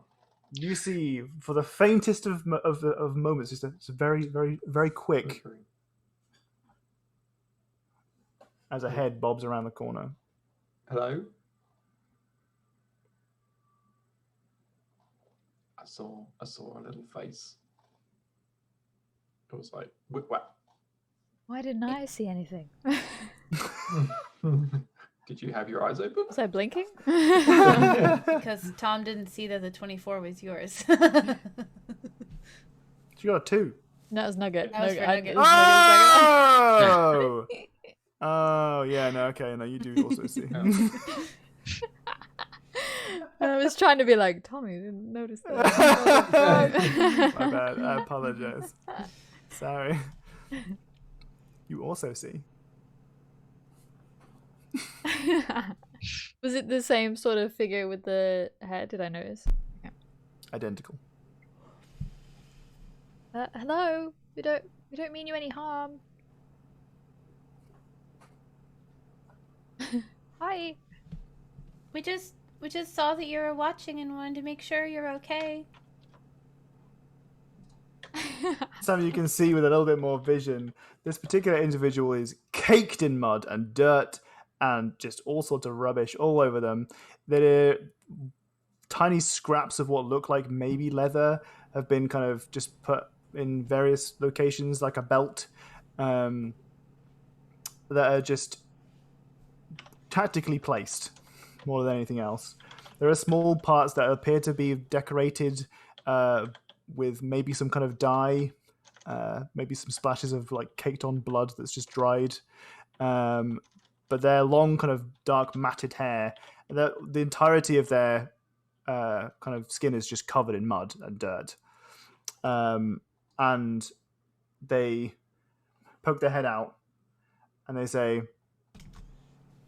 "Wolfman needs help." It is Bugman's. Oh, Excuse me? It's just Bogsman's. Wolfman's. Bogsman's? He's saying Wolfman's. Oh. Oh, Wolfman's. In the periphery of your vision, in the dark depths of the cave, you see Pitter Patter, a wolf cub, come out of the shadow. What's wrong? Ow! Help, Wolfmans! Help! Okay, what was wrong with them? Come help! Okay. Leave scary bat! Oh, okay, right. I mean, he's fine. He's cool. He's chill. He's just, he just looks tough. He's not tough? No, he's sweet. He's a sweet little boy. I reach over and pat Nugget on the head. Back comes. Okay. Help, Wolfmans! Help! Come quick! Okay. You strong? Ooh. No. None of us are strong. Not a single one. I didn't say that. With our actually. forces combined, maybe slightly strong. With the I'm power reasonably of strong. friendship. Randall's not a weakling. Now that he has got his full strength back. Oh yeah, No, that's true. I'm strong. Wait, how strong? Do we actually have a strong party member now? I've got 14 strength. I never realized that. Yeah, it's because I failed every single strength roll. Like when we were trying to untrap Oro in the thing, and I couldn't lift anything. Or... Oh yeah. Just kidding. I just thought that we were like the 0 strength crew. Just kidding. Oh, I've got 15. Oh. There you go. All right, it's just you and me, Oro. Yeah. We don't lift. It's not our thing. How about Nugget? Is Nugget chunky? I mean, he is chunky, but yeah, he's got 16 Chunky, strength. right. He's got Wow. 3. He's a strong boy. But he does have Hefty, bat man. wings for arms, so Yes, that does significantly impact what Nugget can do. Yeah. Help me! Help, Wolfman! okay. Okay. Help me! Hey. He kind of like scutters towards you on the floor, and he kind of grabs Randall by the arm and Haiku by another arm, and just kind of pulls you forward as he kind of scutters along the floor. As you kind of come through, you can see that there are at least 4 wolf cubs here. One of them with a kind of a white and grey, like kind of marbled coat, starts growling at you. Roar. Roar. Rawr.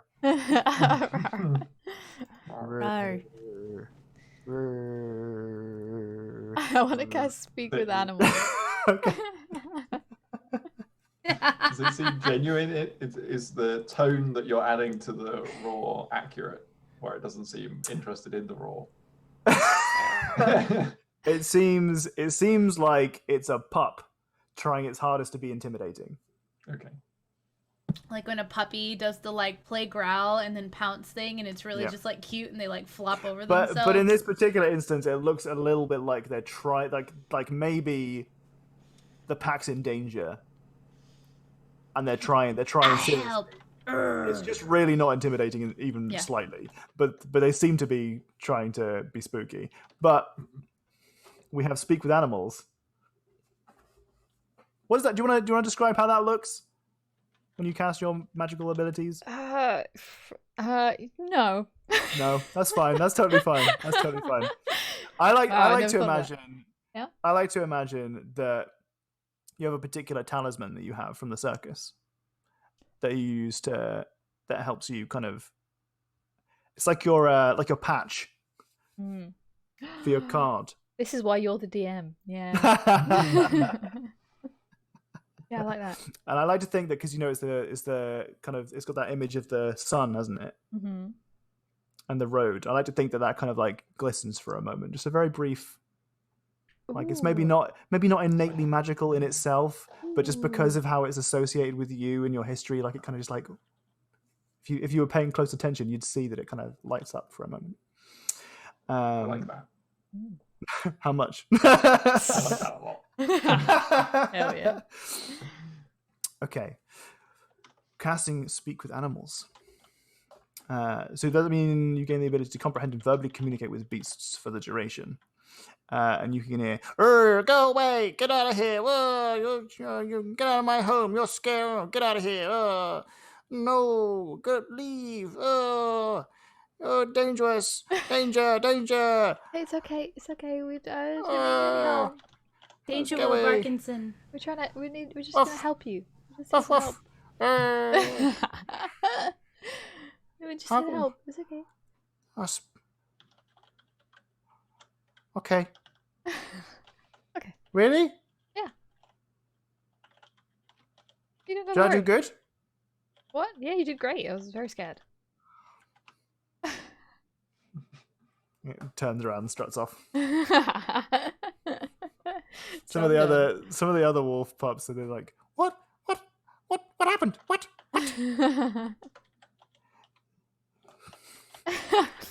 She said I was good at growling. Just like struts off. Bogman kind of says, "What you doing?" I was just saying that we don't mean them any harm. So they'd come down. You speak to wolves. Yeah. I speak wolfman. Wolfman speaks wolves. Cool. You good? He kind of comes over to you. He drops the hands of all the other guys and just kind of grabs you and pulls you along. Yes. You help, Wolfmans. You help. What's your name? My name's Wolfmans. Oh, you are Wolfman. Wolfman, I'm yeah. sorry. He looks at Oro. Yeah, I did it. Got it. Yeah, you made it perfect. Randall looks around at everyone like, wait, did everyone else get that? Neurali's like holding one of the wolf pups and is like, he's just caught when he looks back. Like she's just like, puts it back down.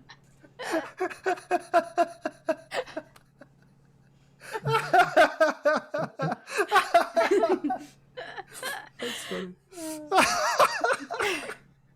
I love this idea of us panning between this conversation between Wolfman's Oro and Randall, and then in the background there's just Neurali like.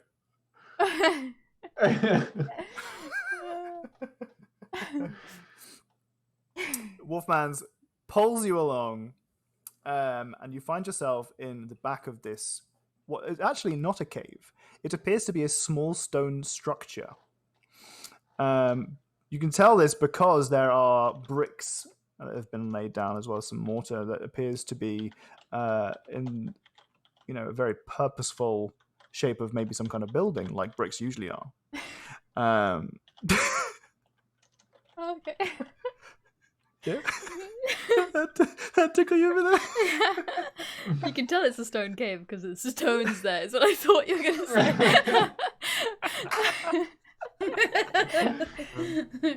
say. Oh, man. Anyway, he pulls you through the cave, and as he does so, it's very dark, and it takes a little while for your eyes to adjust, unless you have some kind of, I don't know, improved vision in the darkness. No, shakehead. No, not me. And as your eyes adjust somewhat, Randall, you can see that there are, a couple of, small skeletons here and there that appear to be like a squirrel or a rat or whatever, just like, bird, whatever. And it's kind of like, you can see that there's some hay that's been pulled, most likely from Bogbrook, and placed in here just under the cover of darkness. Someone's just nabbed some stuff, and in fact in here you can also see that there is a pile of Tupperware boxes. No way. All of them have KS inscribed on them. That poor baker. Jesus Christ, can't catch a break. Celtic She must have Sullenmore. she hosted a whole Tupperware party at one point, and these bitches stole every single one of those Tupperware. It's a big old pile of Tupperware here, and it's just piled up there, along with some refuse, some shiny stones. Who knows? All sorts of stuff has been piled over here. But the pups are now at this stage following you around, just kind of going, "Awoo, awoo, up, up, up, awoo." The one that's the loudest is definitely the one that Nearly picks up and starts cuddling without just kind of watching everyone else to see if they're not looking, and she's like, "Scoop." Give me an animal handling check. I have to do it with my left hand though, because Gracie's resting on my right. I can click things for you if you need me to click things for you.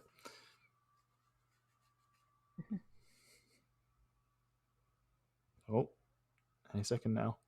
There we go. Okay, we've got a 10. Not a fantastic score. You've muted yourself. I didn't even know I was muted that whole time. I'm going to use the sorcery point to reroll.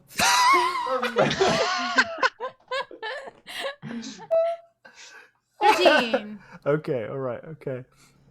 You successfully managed to scoop up one of the pups, who, probably somewhat under the influence of Oro's just natural charm, have kind of loosened up around you guys a little bit. And also, you suspect there's a significant portion of it is that they just aren't. They haven't learned to be afraid of humans or humanoids yet. Their only association has been Wolfman's, and Wolfman seems pretty chill with them so far. Yeah. So you can kind of just hear them patting around, following you guys, and a couple of times, Oro, you can hear the pup that's in the arms of Neurali going "Whoa, cuddles!"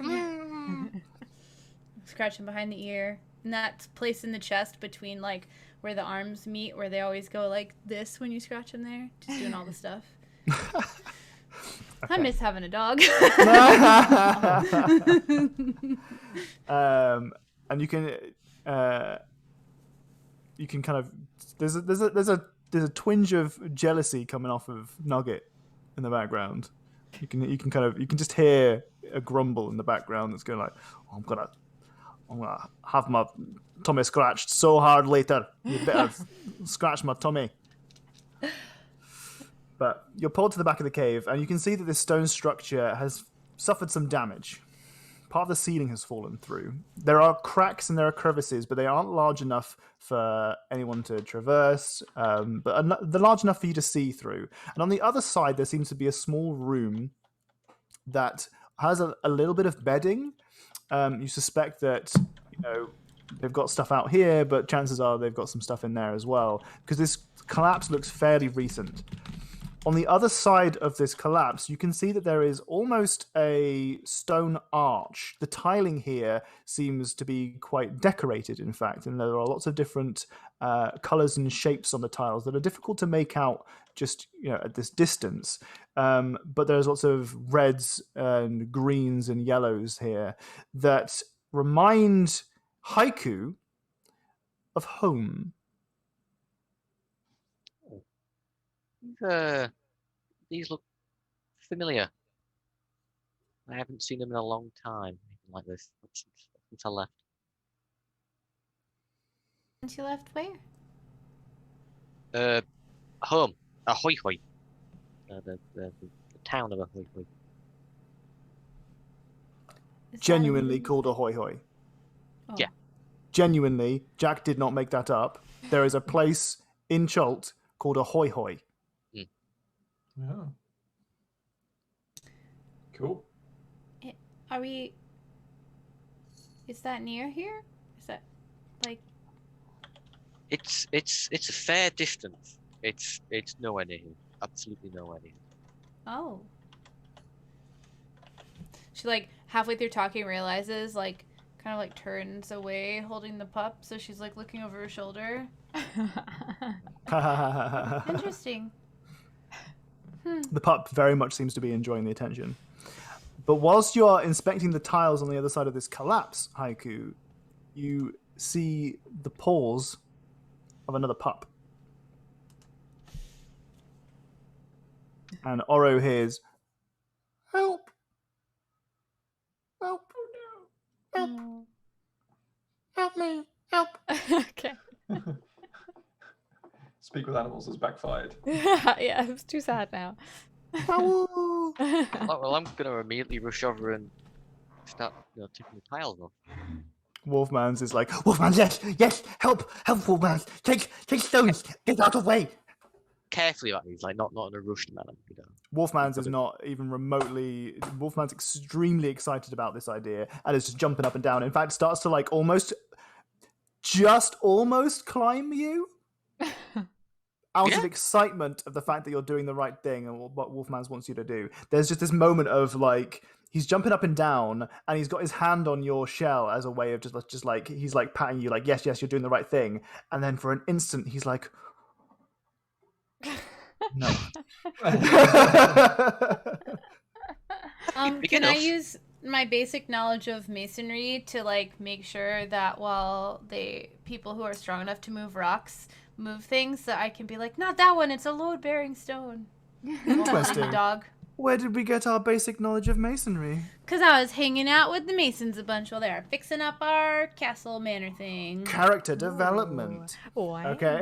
Could I use the immovable rod as some kind of like support structure, like they have in mines? Yes, you bloody well could. So, like Situations. above it, so nothing collapses. Best magic item in the game, honestly, immovable rod. Yeah. Okay. John's better. You can absolutely do that. Immovable rods. It's the only thing better. Against the ceiling, you absolutely can find with the help of Nurali, find the perfect location to put your immovable rod so that any further, disruption of the debris in front of you is unlikely to cause a further collapse. Can we have a cheeky little strength check from whomever is helping to move these stones? Is there like actually enough space, or because if there's not, It's then actually it's a relatively there's enough space for 2 people to be working on it. what about someone with a massive shell and a horse skull on their back and somebody else? Guidance. Pa-pow, pa-pow. Because if not, form like a bucket line where I'll like move them further away. Right, okay. So there's enough space for Haiku and one other person. At the moment, that other person is Bogman's. He's not doing anything helpful. He's just scrambling at the rocks, and it looks like he's kind of smacking his fingers against it. It's not helping at all. If anything, it's compacting the debris and the damage. It's not helping. But he doesn't know that, and he's just like, Wolfman's helping. Wolfman's doing the right. Yes, Wolfman's moved stone helps. I feel like it's probably less friction if I let him do that, and I just like take rocks off Haiku. Sure, you just okay, fantastic. Haiku, strength check, please. That's different That's to a a saving D4. throw, isn't it? Yeah. Just click on the word strength. There we Okay. go. Okay. Plus a D4. This is classic. I have Oh. a high strength, but then I roll my strength and it rolls low. Mhm. Ooh, guidance coming in handy here. Okay. Oh wait, you Okey-doke. have your D6 too if you want to use your D6. I do. Maybe I have a few actually. Go on. Go on. Ah, well, I mean, it's better than nothing, right? Okay. Well, you're having a little difficulty moving some of these stones and kind of moving them out in a way that is expedient, mostly because it appears that Bogman's is every time that you start, like kind of Jenga pulling out a stone in a way that you think will, move it out in a way without shuffling everything else around. You're taking very good care with the help of Nerly to select the correct, piece, as it were. And Wolfman's is fucking that up big time. Just by his excitement and his want to help, he's just slapping rocks. And then because you're making space by moving stones, he's just pushing stuff back in there again. Okay. If I hear he's like talking a lot, I'm gonna try and get his attention. How? Wolfmans, tell me more about these wolf cubs over here. Tell me more. Come and help. Wolfman's needs help. Stone's heavy. They got it. You can come. I'm strong. I help. I'm strong. Come and help. Come and help me. I'm helping. Look, I'm helping them. Look. No, I don't. Just come Persuasion check. Okay. Gonna break Wolfman's heart. Oh no. Wolfman's is dedicated. Ugh. Wolfman's got one thing that Wolfman's wants to do. I think at this point, Haiku would be getting incredibly irritated with what Wolfman's. But first of all, how do you is Wolfman spelled like how it's meant to be, or is it like Yep. perfectly spelled? Nope, it's just Spelled Wolfman's. phonetically. He's a man of wolves with an S on the end. Wolfman's. So yeah, Haiku would definitely be getting annoyed, incredibly annoyed. Could I cast Levitate on Wolfman's? Because Uh-oh. I mean, I mentioned before how Haiku really just likes stupid people, and I think that Yeah. moment in time, Yeah. Mm-hmm. Mhm. Wolfman would be coming off as incredibly stupid. I Not fucking their love that. fault. No, I fucking love that. I love the idea that you've tapped into your character's dislike of stupidity, and that has decided that you're going to remove Wolfman's from the equation by just casting Levitate and just having him float there. Yeah, Yeah, that's what you want to do. yeah, move him just slightly away. Do you want to whack it in chat so we can have a bit of a read just in case? Yeah. Okay, one creature or object of your choice that you can see within range rises vertically up to 20 feet and remains suspended there for the duration. Can levitate a target that weighs up to 500 pounds, an unwilling creature that succeeds on a constitution saving throw is unaffected. Can move only by pushing or pulling it against a fixed object, which allows it to move as if it was climbing. You can change the target's altitude by up to 20 feet in either direction on your turn. If you are the target, you can move up or down as part of your move. Otherwise, you must use your action. Oh my god, they don't even make a saving throw more than once. That just happens once. They make it one saving throw, and then that's it. They're just floating. Oh my god. Okay. Yep. Gravity is a social construct, you know. Yeah. He's gonna make a saving throw. Was that Constitution? Yeah. All right. Does a 5 succeed? Oh, it's gonna be close. Okay. Wolfman's is scrabbling against the rock here. Well, Wolfman's helping. Wolfman's helping. Wolfman's. Ha! Ha! Wolfman! Help! Just floating, and he's flailing his arms around. Doesn't understand what's going on. What's happening? Help him! I'm also saying, just calm down. I'm going to help this purple, but you need to give me some space. I was like, sort of. Very articulate. I'm sure Wait. Wolfman will completely understand just what you Oh, said. absolutely. Push it away. More about the strength of someone's personality than the actual words they use, right? Like, meh. Yeah. Okay. Well, he failed his saving throw, so he is currently floating around. I'm gonna grab him if he comes near me. Yeah. Okay. Very easily, just grab him by the ankle or something. Just Like a balloon. Yeah. A Wolfman's balloon. So you can move him along quite easily. Just grabbing him, you can just kind of give him a bit of a pull. He's literally like a balloon to you right now. Yeah. Well, I don't want to like- like play around, like mess around. Just gonna What do you wanna drag do him with him? out of the way. Down to Okay. where I am. Right. He's been removed. If there's a space, then I'll help Haiku. Well, there's a space now. I sort of gesture over to someone a little more competent.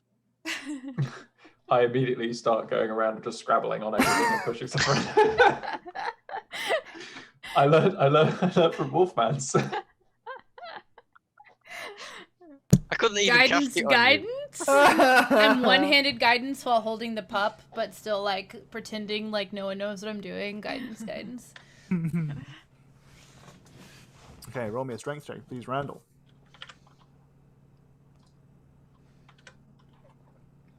Okie dokie. Plus a d4. Oh, and a default. Oh. Ooh. Okay. You quite comfortably move these large chunks of debris out of the way with the help of Haiku and the direction of Nurali and the immovable rod that is keeping the roof up. You've actually made this way easier than this would have been under any other circumstance. The fact that Wolfman's was here just scrabbling away, making it way worse, the fact that you've nipped it in the bud very early on does help. Doing so, you find a way through into the other part of this chamber, but at the moment it's quite small. You've managed to make it enough leeway for a pup to come through, if you wanted. As you whistle, one of the pups that was at the other side of the cave, like just kind of faffing around, runs towards you, and then sees their friend through the hole and just tries to run towards her. Grab. Okay, scoop up another Wolfman's in one pup. hand, and like a Yeah, I'll take a pup under the balloon. arm. Wolfman, go! He kind of like gets on his all fours and he tries to. Well, he's in the air on all fours and he's like trying to like push himself towards to like make himself like kind of float towards the hole to try and fly through it. Doesn't help at all. I've paddling? stopped Yeah. casting it this time. If the pup's free. Oh well, I mean the pup's not out yet. It's still on the other side of the Okay. of the chamber. Okay, I keep casting. Oro, maybe it'll come out if you tell him it's okay. Okay. I'll go 'Cause you can closer talk to then them. Okie dokie. and try and. So you get closer to the gap in this debris that you can see into the other chamber, and you can see the little wolf pup. It looks like they got trapped on the other side, but they are not harmed, thankfully. But they do look a little bit scared, No. a little bit worried, and they are waiting very patiently, like a very good puppo. I just say, hey, Papa, come here, and like reach my hands out. Oh yes, please. It's safe. You're safe now. Mhm. Okay. Let's go. And you kind of like, quite like very carefully comes towards you very, very cautiously, ensuring that they don't touch any of the debris, and they kind of like scamper through, and then they kind of just like jump up at you and lick you in the face. No. And just kind of like the tail's wagging like crazy, and then you can see that Wolfman's is flying in the air, and he's like wagging his butt. Wolfman, you saved Puppo! We did it. Help Wolfman! Help Wolfman! Now I stop casting it. No. Wait. Clunk. Might be Wolfman's. Oh god. Is Another it like one dead. you know how the dogs when they're held over water will start Uh-huh. swimming even though there's no water there? He was like running, so when he hits the ground, he runs a little bit. No, he just Oh. he doesn't have the dexterity of an actual dog. Fair. It just hits the ground. Oh, Puppo! And kind of just reaches out his arms and like scutters over the floor and just like scoops him up off of Oro. Puppo! Wait! Wolfman has something! Stay! And he scampers through into the other room where you'd previously seen tiles on the floor that reminded you of home, Haiku. As you kind of look through here now, you've got a little bit more space, especially if you kind of angle yourself on the ground. You can kind of look through into the room a bit better. There's still definitely stuff that you could be doing to move if you'd like, but for now, you've got enough space for the pupper to come out, and Wolfman's is clearly quite confident moving through this area as well. It looks almost like an arch. Like there's definitely part of the brickwork that looks as if it's kind of some kind of doorway, but it doesn't appear to have anything. It doesn't lead anywhere. Okay. It looks damaged. And I can't fit through. No. Oro could maybe, but everyone else is too big, and you definitely too big. That shell though. It's that horse head. That's damn it. That's what she said. I'm sorry.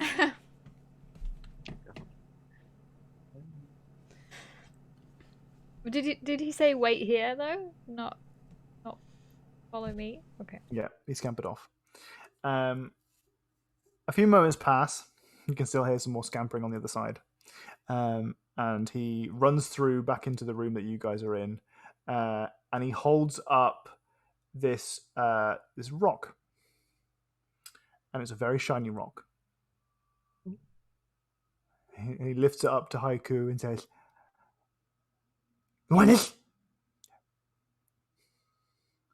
Yeah, thank you very much. And then he looks at it just before he gives it to you.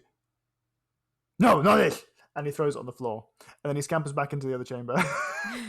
Oh. A couple moments pass, and he returns.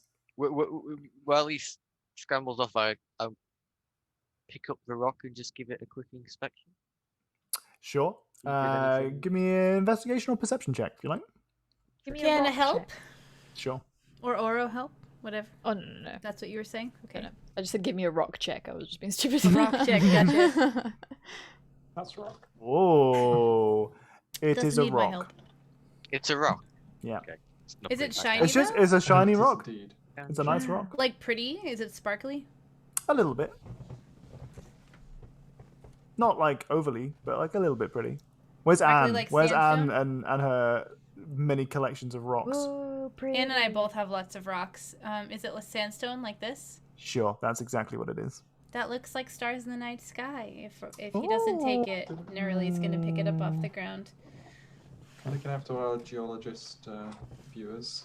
Yeah, I was gonna say Adam's over there like it wouldn't be here. There's no reason for it to be here.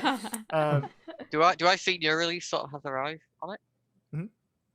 Well, I'll hand it over to Neurally. Oh, you don't want this? Nah, it doesn't interest me massively. I mean, it does look nice, but Thank you. It looks like stars to me. As you're having this interaction, Hold it. Wolfman's returns to the room. This time he holds up a different rock. This one's a little bit heftier, not so much, but it's kind of the size of like I don't know, like your index finger or something, like that kind of size. and it's very thin in shape, but it almost has like a kind of almost diamond kind of shape to it. It has deep grooves in it that have been purposefully carved and has a similar kind of color scheme to the tiles that you saw before.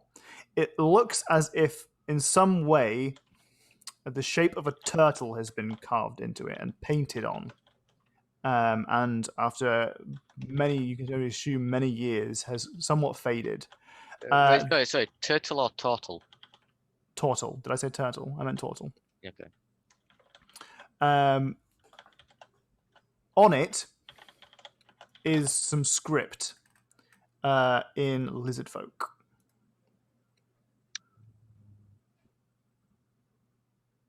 What does it say? What does it say?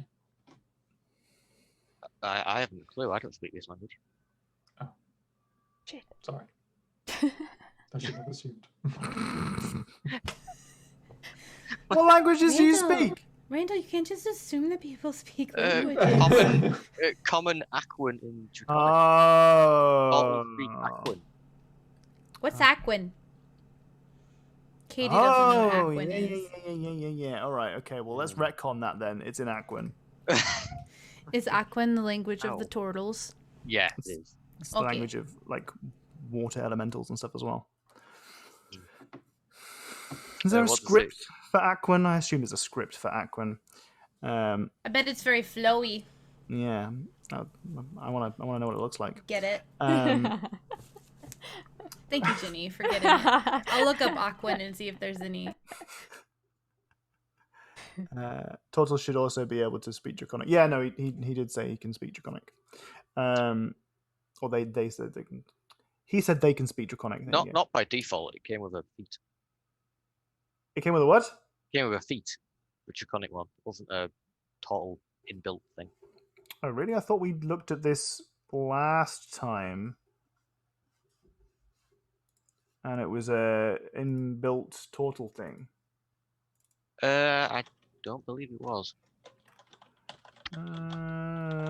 Languages. Adam- oh no, it's Adam read has been like wrong before. Aquan and Common. Yeah, those are. Yeah, those it was definitely a feat which gave me Draconic. are, yeah, there It's you go. not a good trend here, I'm afraid. There, I put an image of something I found that was said to be Aquan. Very flowy. I was that's right. clever, yeah. Whoa. I feel like that might be maybe homebrewed, but it's still nice. Okay. I love how my camera just makes me just flick between this and extremely yellow. But the words appear to be movement and force.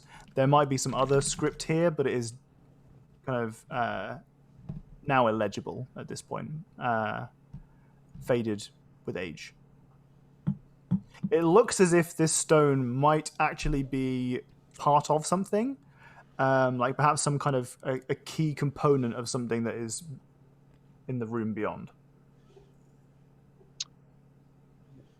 Where did you get this from, Wolfman? Wolfman Collections. Well, like me. But where did you get it from? Is it always been down here or?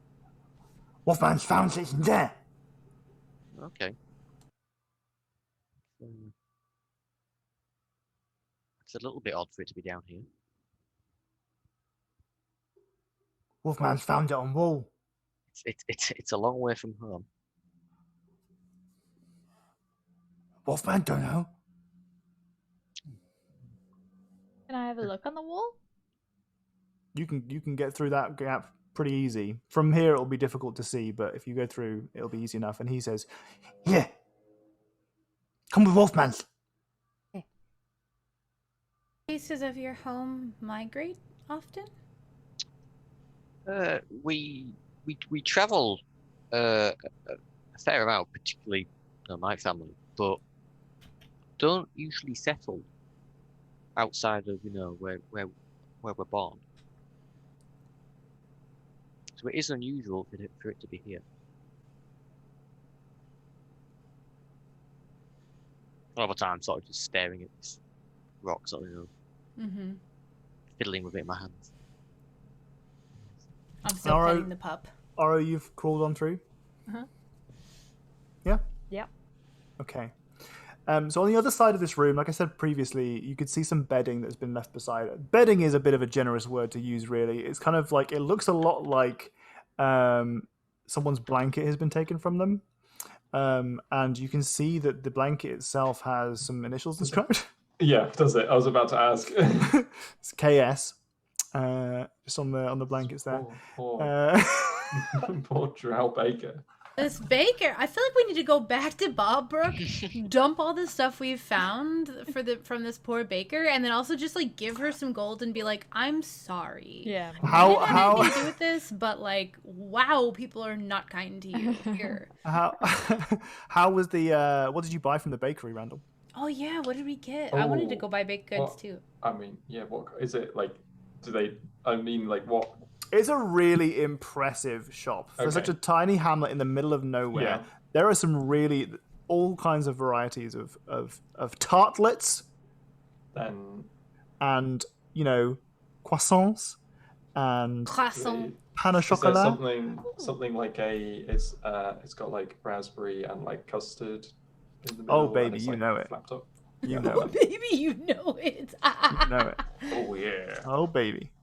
So I feel like while purveying this like spread of options, I would probably have tried to like learn more about where this person like came from, why they just like are so skilled. In Really the middle glad of that we nowhere. forgot Yeah. all whole about this bit, when it was relevant. Darn. And Okay. then- That's okay. We can rewind in our heads. Yeah, rerunning back into our heads. Having a small little conversation with Celtic Salamore, sorry. And she just seems very keen on. She's a individual who is she's adamant Paranoid. that she has. She wants to be. She's a bit of a hermit, and wants pretty much no interaction with anybody. But at the same time, really loves baking and needs to make a living. So the bakery is where she had poured her heart and soul, and it is beautiful in there. But the outside of the shop looks just like a house. Like it's in fact, she hasn't made any effort to make the house look even remotely nice. It looks like she's got this duality of hating everybody and wanting to be alone and wanting to make everyone happy with her baked goods. And she's kind of fulfilled that by having a really nice bakery in the middle of nowhere. So there are very few people who bother her. Apart from all the people who steal all of her things. Yeah. Yes, you think that she seems like a nice enough person. She doesn't necessarily seem like she's dislikable. And after having a bit of a conversation with her, it doesn't seem that she has any kind of spite towards any of the people in the area. In fact, she knows that people have taken her Tupperware and she's okay with it. She makes a joke about how it's kind of like a marketing scheme because it's got her name on everything. I like But her. surely a marketing scheme would get the word out about your bakery and more people would arrive. That's why she makes a joke out of it. I want a blueberry scone and an apple fritter, and then I'll tip her a gold on top. How much total? So she, having had a conversation with you, she doesn't seem like the kind of person who's confident with the upscaling that is usually done for adventurers. But having to, pay to survive. So having, if you were to compare the prices of these to, the prices that normal other common people would have to pay for them, it's pretty much identical in price. But maybe like add like 10% on top. She's upcharging, but not a lot. I'm just gonna give her 2 gold, which is way more Sure. than like 2 baked goods would be worth. Yeah. Mm-hmm. And I'm just gonna. Is there anything else you want to do in Bogbrook? No. 2.5 hours later, we had a conversation with the baker. Well, Docs he did did mention mention that at the No, time. he did Did say mention it. it. Yeah. He did say it. I'm We just forgot it. But it's We still were having it's- like a flashback memory Yeah, as it's we okay. see the inscription of KS on the blanket. We're like, this poor baker. Remember this time? Remember that time that we had? But anyway, a couple so you hours can see ago. that in when- here there appears to be like some bedding that's been made out of another blanket that's been stolen from Cultic Salamore. But the thing that draws the most attention to you is that on the far side of this room is this arch that I described, this kind of doorway to nothing. And you can see that it's like in the wall. It's not freestanding, but there are stones that jut out from the wall. And in the centerpiece, right in the center at the top, there is a shape that looks kind of like a thin diamond. It's very small, that might match the stone that has been taken by Haiku. However, the archway itself is in absolute ruin. There is a very faint sense of magic in the room, faint enough that you can feel it because you have some kind of, attunement with magic as it is. But that in itself, that it's palpable, means that it's relatively strong, or it was strong at some point.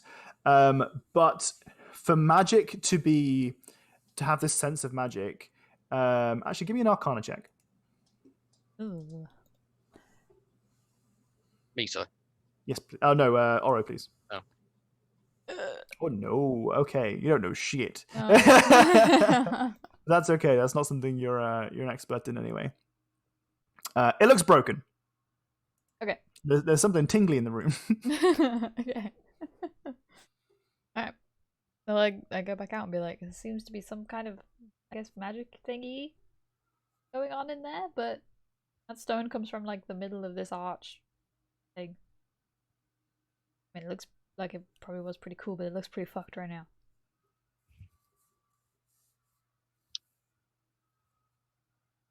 Would it be possible to get the stone back in the arch? I think we'd need to clear out a bigger space so that we can all get through. I would hate for Oro to get trapped on the other side like this poor pup was.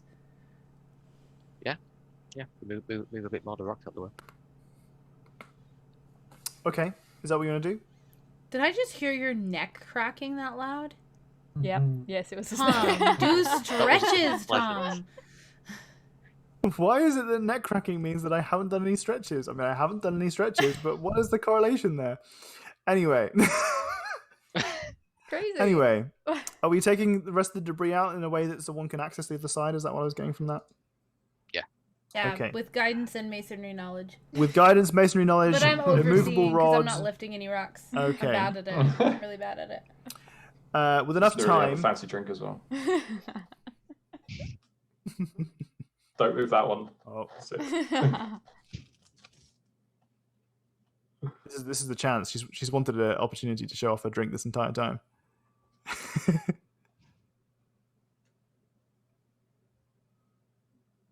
Oh, just waiting patiently. The suspense is The anticipate. Shouldn't? Patient. There we go. There, I put some blackberries in it. Now it's extra fancy. Very fancy. Very fancy. That was tasty. Okay. Nearly activates manager mode. Supervisor. Requires the supervision, exactly. So some time passes. It takes you about an hour to get to a place where you think that a medium-sized person can get through.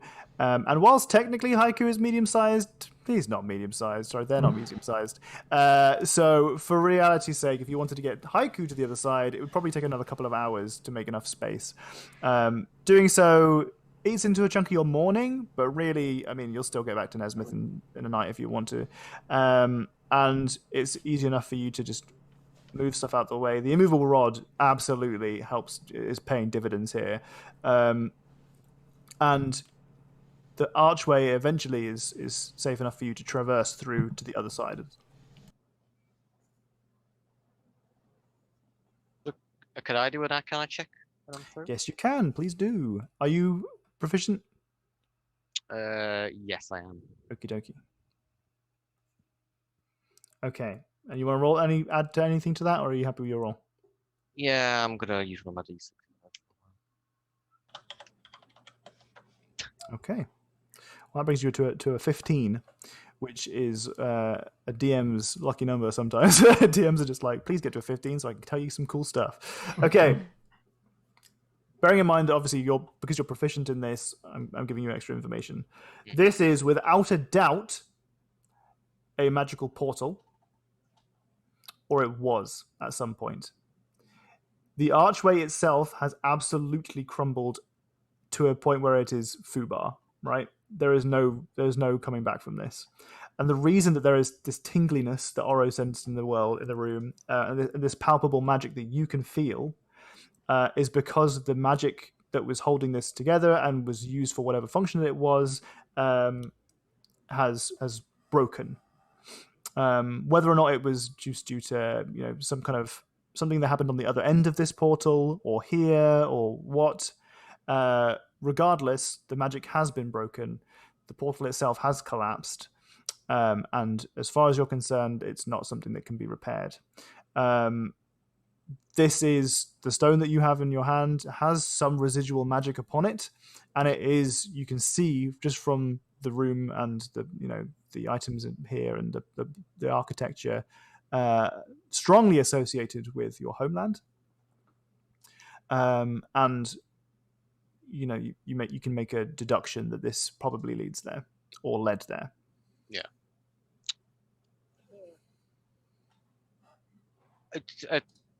I was saying all that out loud while I was. Yeah. Okay, welcome to D&D. Out loud The DM has thinking. given me all of this information, and I've just said, I tell the party. It's okay. That's a D&D trope. It would be weird if you didn't do that after I dumped all that information on you. I honestly think I'm the only person I know who tries to actually say that in character terms, which I mean, I think it's a nice touch sometimes, but it's more important when there's particular information you want to withhold.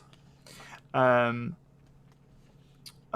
if you'd like to put a particular spin on it, because obviously, though, the players around you hear the same thing, the characters don't. Yeah. So, but regardless, you portray that,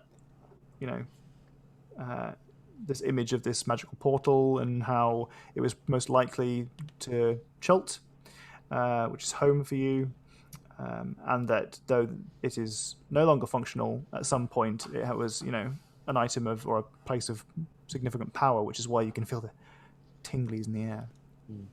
I'll let them know also that I have used a similar portal before, a long time ago, just to put my own anecdote in there. Is the portal why there was a cave-in? Or if there was a little bit of a collapse that trapped this pup? Yeah, it's certainly possible. Actually, we won't know for certain, but it's a good chance that's what happened.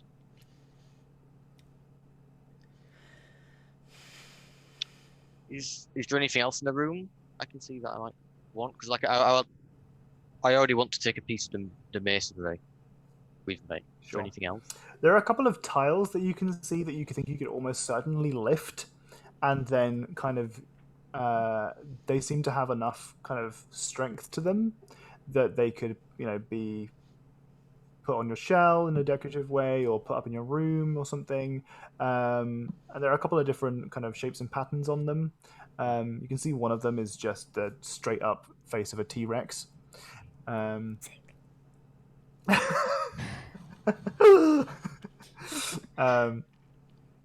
But beyond that, most of the kind of the stuff here has been worn away simply with time, or belongs to Wolfman's. Yeah. You suspect that the stone that he gave you was the most valuable thing that he could find in here, and like I said, you can sense that there is a small amount of magic attached to it. Yeah. Perhaps something that you could use to augment yourself. Well, yeah, I've just got to say, well, to the Bible. Sorry, go ahead. Oh yeah, I was going to say the Bible. This stone that's not holding out clearly has magic on itself. It would be unwise to mess around with it here, though, considering the pup's already been trapped. So I might have to do some experiments with it whenever we get back home. And I'll grab a few interesting looking chunks of masonry. Sure, feel free. Okay, Jason. As I said, any more dark portals in the mansion, please. Do you think that the power that's sort of residually lying here is going to cause any problems in the future, even without this totem? Will it, Tom? No. In fact, upon reflection, you suspect that this has been collapsed for a long time. That the collapse inside the building or the structure is a more recent thing, and most likely is not actually associated with the portal itself. There was just a failure in the structure itself; it fell through. Yeah. And it seems pretty recent, whereas the portal has been gone for a long time. Well, the portal's completely ruined. There's no amount of time even I could put into it will ever get it working again. So it's, as far as I'm concerned, it's not going to happen again. Would you mind if I looked over it to see if there were any parts that might be useful? Some crystals or anything Go like ahead. that? Okay. Yeah, I'd like to take a look at it and just see if there's any like spell component-y type stuff that might be worth salvaging. Sure, Power give me crystals an or whatever. investigation check, please. Yeah. I would like to spend a sorcery point. That's way better. There we go. I have to spend a sorcery point to be valid in my skill checks. Is where I'm at as a sorcerer. So yeah, 17. Okay. So you are fairly confident that Haiku's evaluation of the scene is accurate, and that they've nabbed everything that looks to be of any value. Having looked at that, can you give me an Arcana check as well, please? Yeah. I wasn't thinking like valuable items necessarily. Yeah, no, Okay.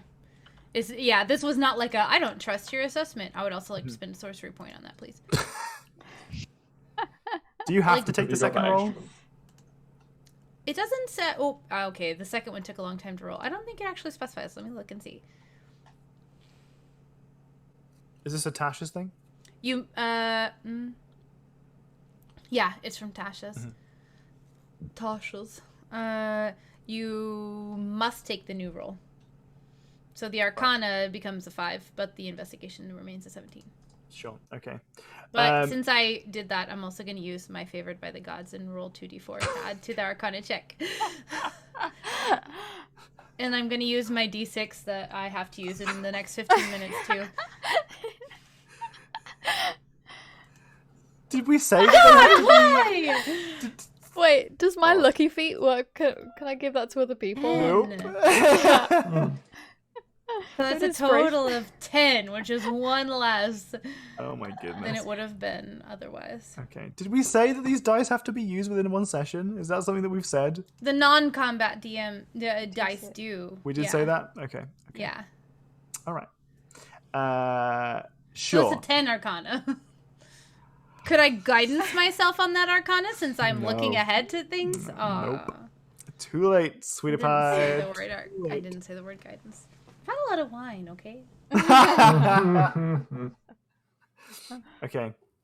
So pouring over the structure in front of you, it doesn't appear. Sorry, is it an ability check? It is. Mm-hmm. Okay, I'll use one of my flash skill of check. genius. What does that do? It just adds 3 onto it. 13! We're talking about how I always forget to use them. Do we have to add on to Neurali's rolls to make them effective?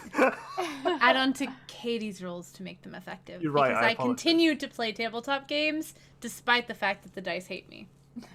Digital dice, real dice, pretty dice, ugly dice, doesn't matter. I roll terribly. That's why I play bards, because plus 17 is what I need to be a functional character. Right. 13 Okay. Arcana. Okay. Right. 13 Arcana, right. So pouring over this this structure with a lot of attention to detail. You're looking specifically for ingredients, things that might be helpful. Though using your magical focuses, kind of circumvent the necessity for such things usually. Are there any particular spell components that you, as Neurali, are looking for in the long term? Things that might be consumed by spell casting, even if you don't diamonds have focus. would be I was about to say consumed. diamonds. Diamonds? Or I think I looked at some spells, and maybe like rubies would be important to some, but basically just like precious stones that of themselves aren't necessarily arcane in nature. So like Haiku might not have taken them because they didn't see it as relevant to their history, their culture, or the power of the like they didn't inherently have power, but anything that was used in the construction of this apparatus that I could take away as being useful. So it looks to you as if when this was being constructed, quite a lot of magical resources were used, but that because of the damage that the structure sustained through whatever reason, the remnants of those were consumed most likely in its destruction, and that there is still kind of a residue on some of the pillars, like the stones that make the archway against the wall, but the residue is kind of burnt away almost as if set aflame and just combusted. Unfortunately, there was nothing to recover. Okay. I'll look over it and look satisfied when I kind of walk away empty-handed, but look satisfied rather than disappointed, and okay, I've looked it over and there's nothing I need from this. Okie dokie. All right. Well, you are left here with a couple of very happy pups, a contented wolfman's who's paid zero attention to you guys since the wolf pup was released. It's just kind of rolling on the floor like, Wolfman's, yes! Wolfman's happy! Wolfman's, yes! No relation to Bugman's.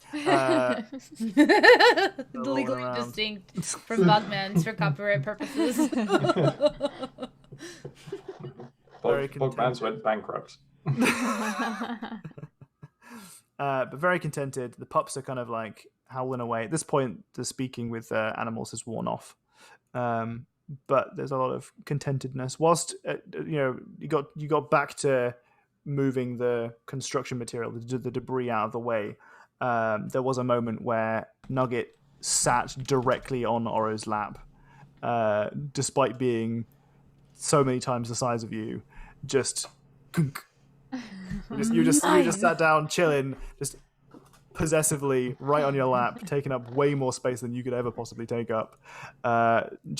And then just waits patiently for scritches. Gives the scritches. Yeah, it appears we're ending today's session on a cuddle hang. A cuddle hang. Cuddle hanger. Yeah. Today's session come to a close. Scene. Nice. We saved a village and we saved a dog. Best day ever. Hell yeah. Most importantly, saving the dog. Saved a dog. True. Best day ever. Okay. Happy, everyone? Yeah. Yeah. GG's. Excellent. Soon I'll get my cliffhangers back. Someday One when day. we're not doing wholesome ass shit like saving puppies. Saving puppos, having some nice little RP moments with the Thrall family, discovering this incredible, valuable loot of tons of Tupperware. Listen, good Tupperware is hard to come by. Well, this stuff is hardy, apparently, because it's been passed around a lot. Today's session brought to you by Wolfman's. When you need a legally different character from Bogman's. There's an S on the end. Twice different. Legally different. Okay. Well, I hope you guys had a good session today. Had Yeah. tons of fun. We got some excellent content with a capital C from all of our players. Thank you very much, everyone, for playing so wonderfully. Jenny, what are you doing?